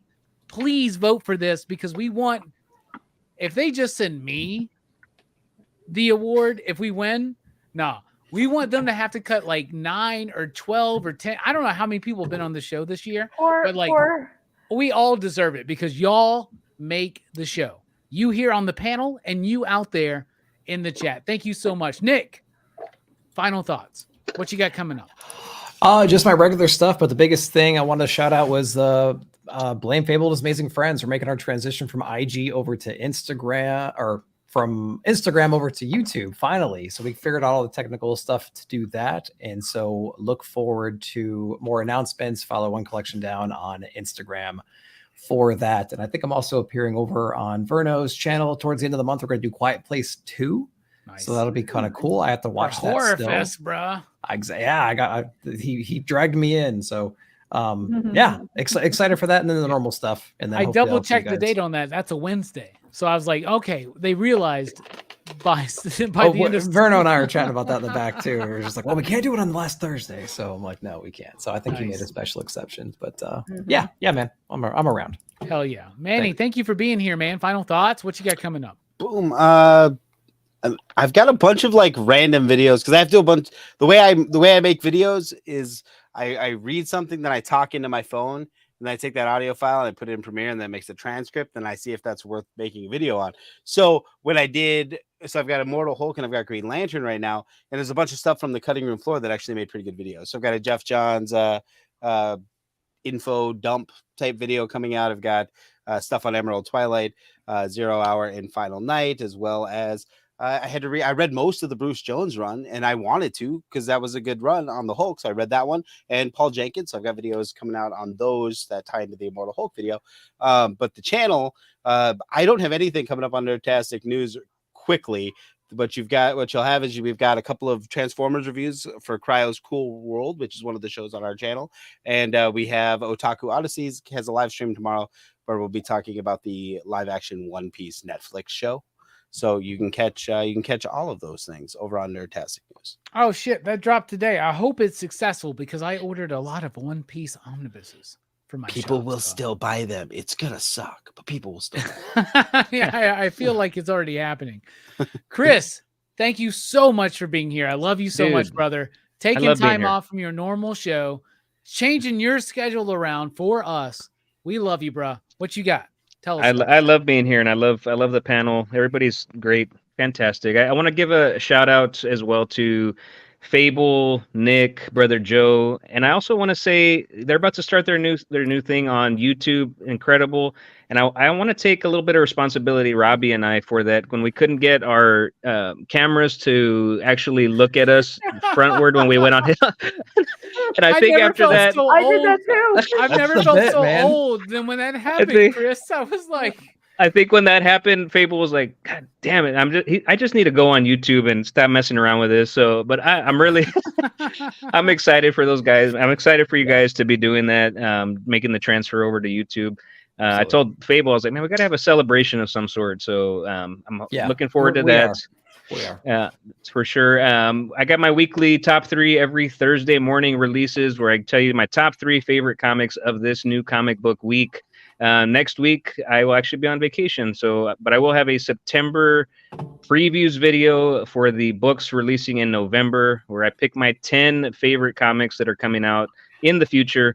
And then we also have an interview with Matt Kent next month. So I'm looking forward to that. It's going to be a good month of September. Super cool. Yeah.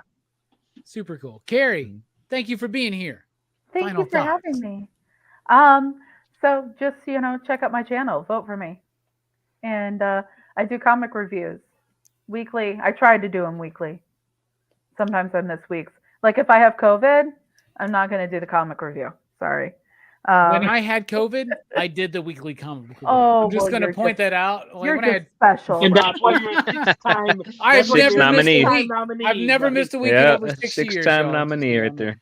Yeah. So we've got that going on. I think Joe and I with the Wednesday show, we're gonna start doing. Thank you, Taki. We're gonna start doing some Halloween themed stuff. But first, I'm gonna make him watch Titanic. Okay. Make him watch it on VHS. So you have to wait for the first VHS to reverse, right? To rewind before you have you guys seen that guy on Instagram who literally just has a collection of like thousands of VHSs of just Titanic? Mm-hmm. No. It's fantastic. I've seen a dude who just has a bunch of DVD copies of B Movie with Jerry Seinfeld, which is ridiculous. It's the same concept, but it's just the VHS tapes, and it's great. Fuck yeah. And he should be like do a live watch every Friday night. That's what he should be doing. And you know, if you want to hear a man just completely hate a former Broadway musical, the video I put up, the show I put up yesterday, he tears into My Fair Lady real good. So Oh, that's fucked up, man. That's classic. no, here's the thing. I'm so proud of him because he loved it until the end. When she goes back to him for like no reason at all, like he's just like, damn the patriarchy. Like, and I was Speaking like, of damn the yeah. patriarchy, Greg, thank you so much, Bearded, for being here. What you got coming up? I mean, basically, the channel is slowly starting to shift into just doing a lot of interviews, just because that's what is taking up a lot of my time. So we got a lot of interviews recorded that are dropping. Next Monday, dropping the Kevin Grievous interview, who is the co-creator of Underworld, and he was the big black Lycan in the Underworld series. But he has a comic coming out in September.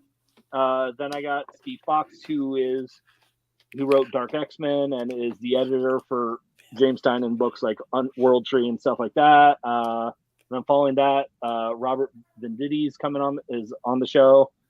So who did the Superman 78 series and stuff like that. And is doing a Sandman series coming up. So just a lot of interviews. And I still have some of the fun stuff, like we did a couple weeks ago. We did another cooking show with me and the missus. We did Brian Buccialetto hot chicken sandwich from Chicken Devils, and it was great. I'm gonna have Brian on the show eventually talking about his books, and so just a lot of interviews. It's awesome. Nice. Everybody go sub up to every single person that's on this panel right now, because it's totally worth your time. Coming up here at PCP. If you were here the entire time, go check out Blood Splatter Chatter for the next part of the Horror Fest. They talked about Don't Breathe Tonight. Saturday night, you can join me over at Dylan's Horror Show for The Howling. That's going to be super fun. We will be doing Rockin Robbie Live on Sunday night. That's going to be super fun. And then Monday night, after my show with Dynamite Comics, they got great books out. You should go check them out. We're going to be talking about Captain Kronos, Vampire Hunter on PCP Movie Night for Horror Fest. We got a great lineup coming up. Anyway, Nick, Manny, Chris, Carrie, Greg, I almost forgot your name. I really do appreciate everybody for being here. Spilio, thank you for the tequila shots. We're dipping out. We love y'all.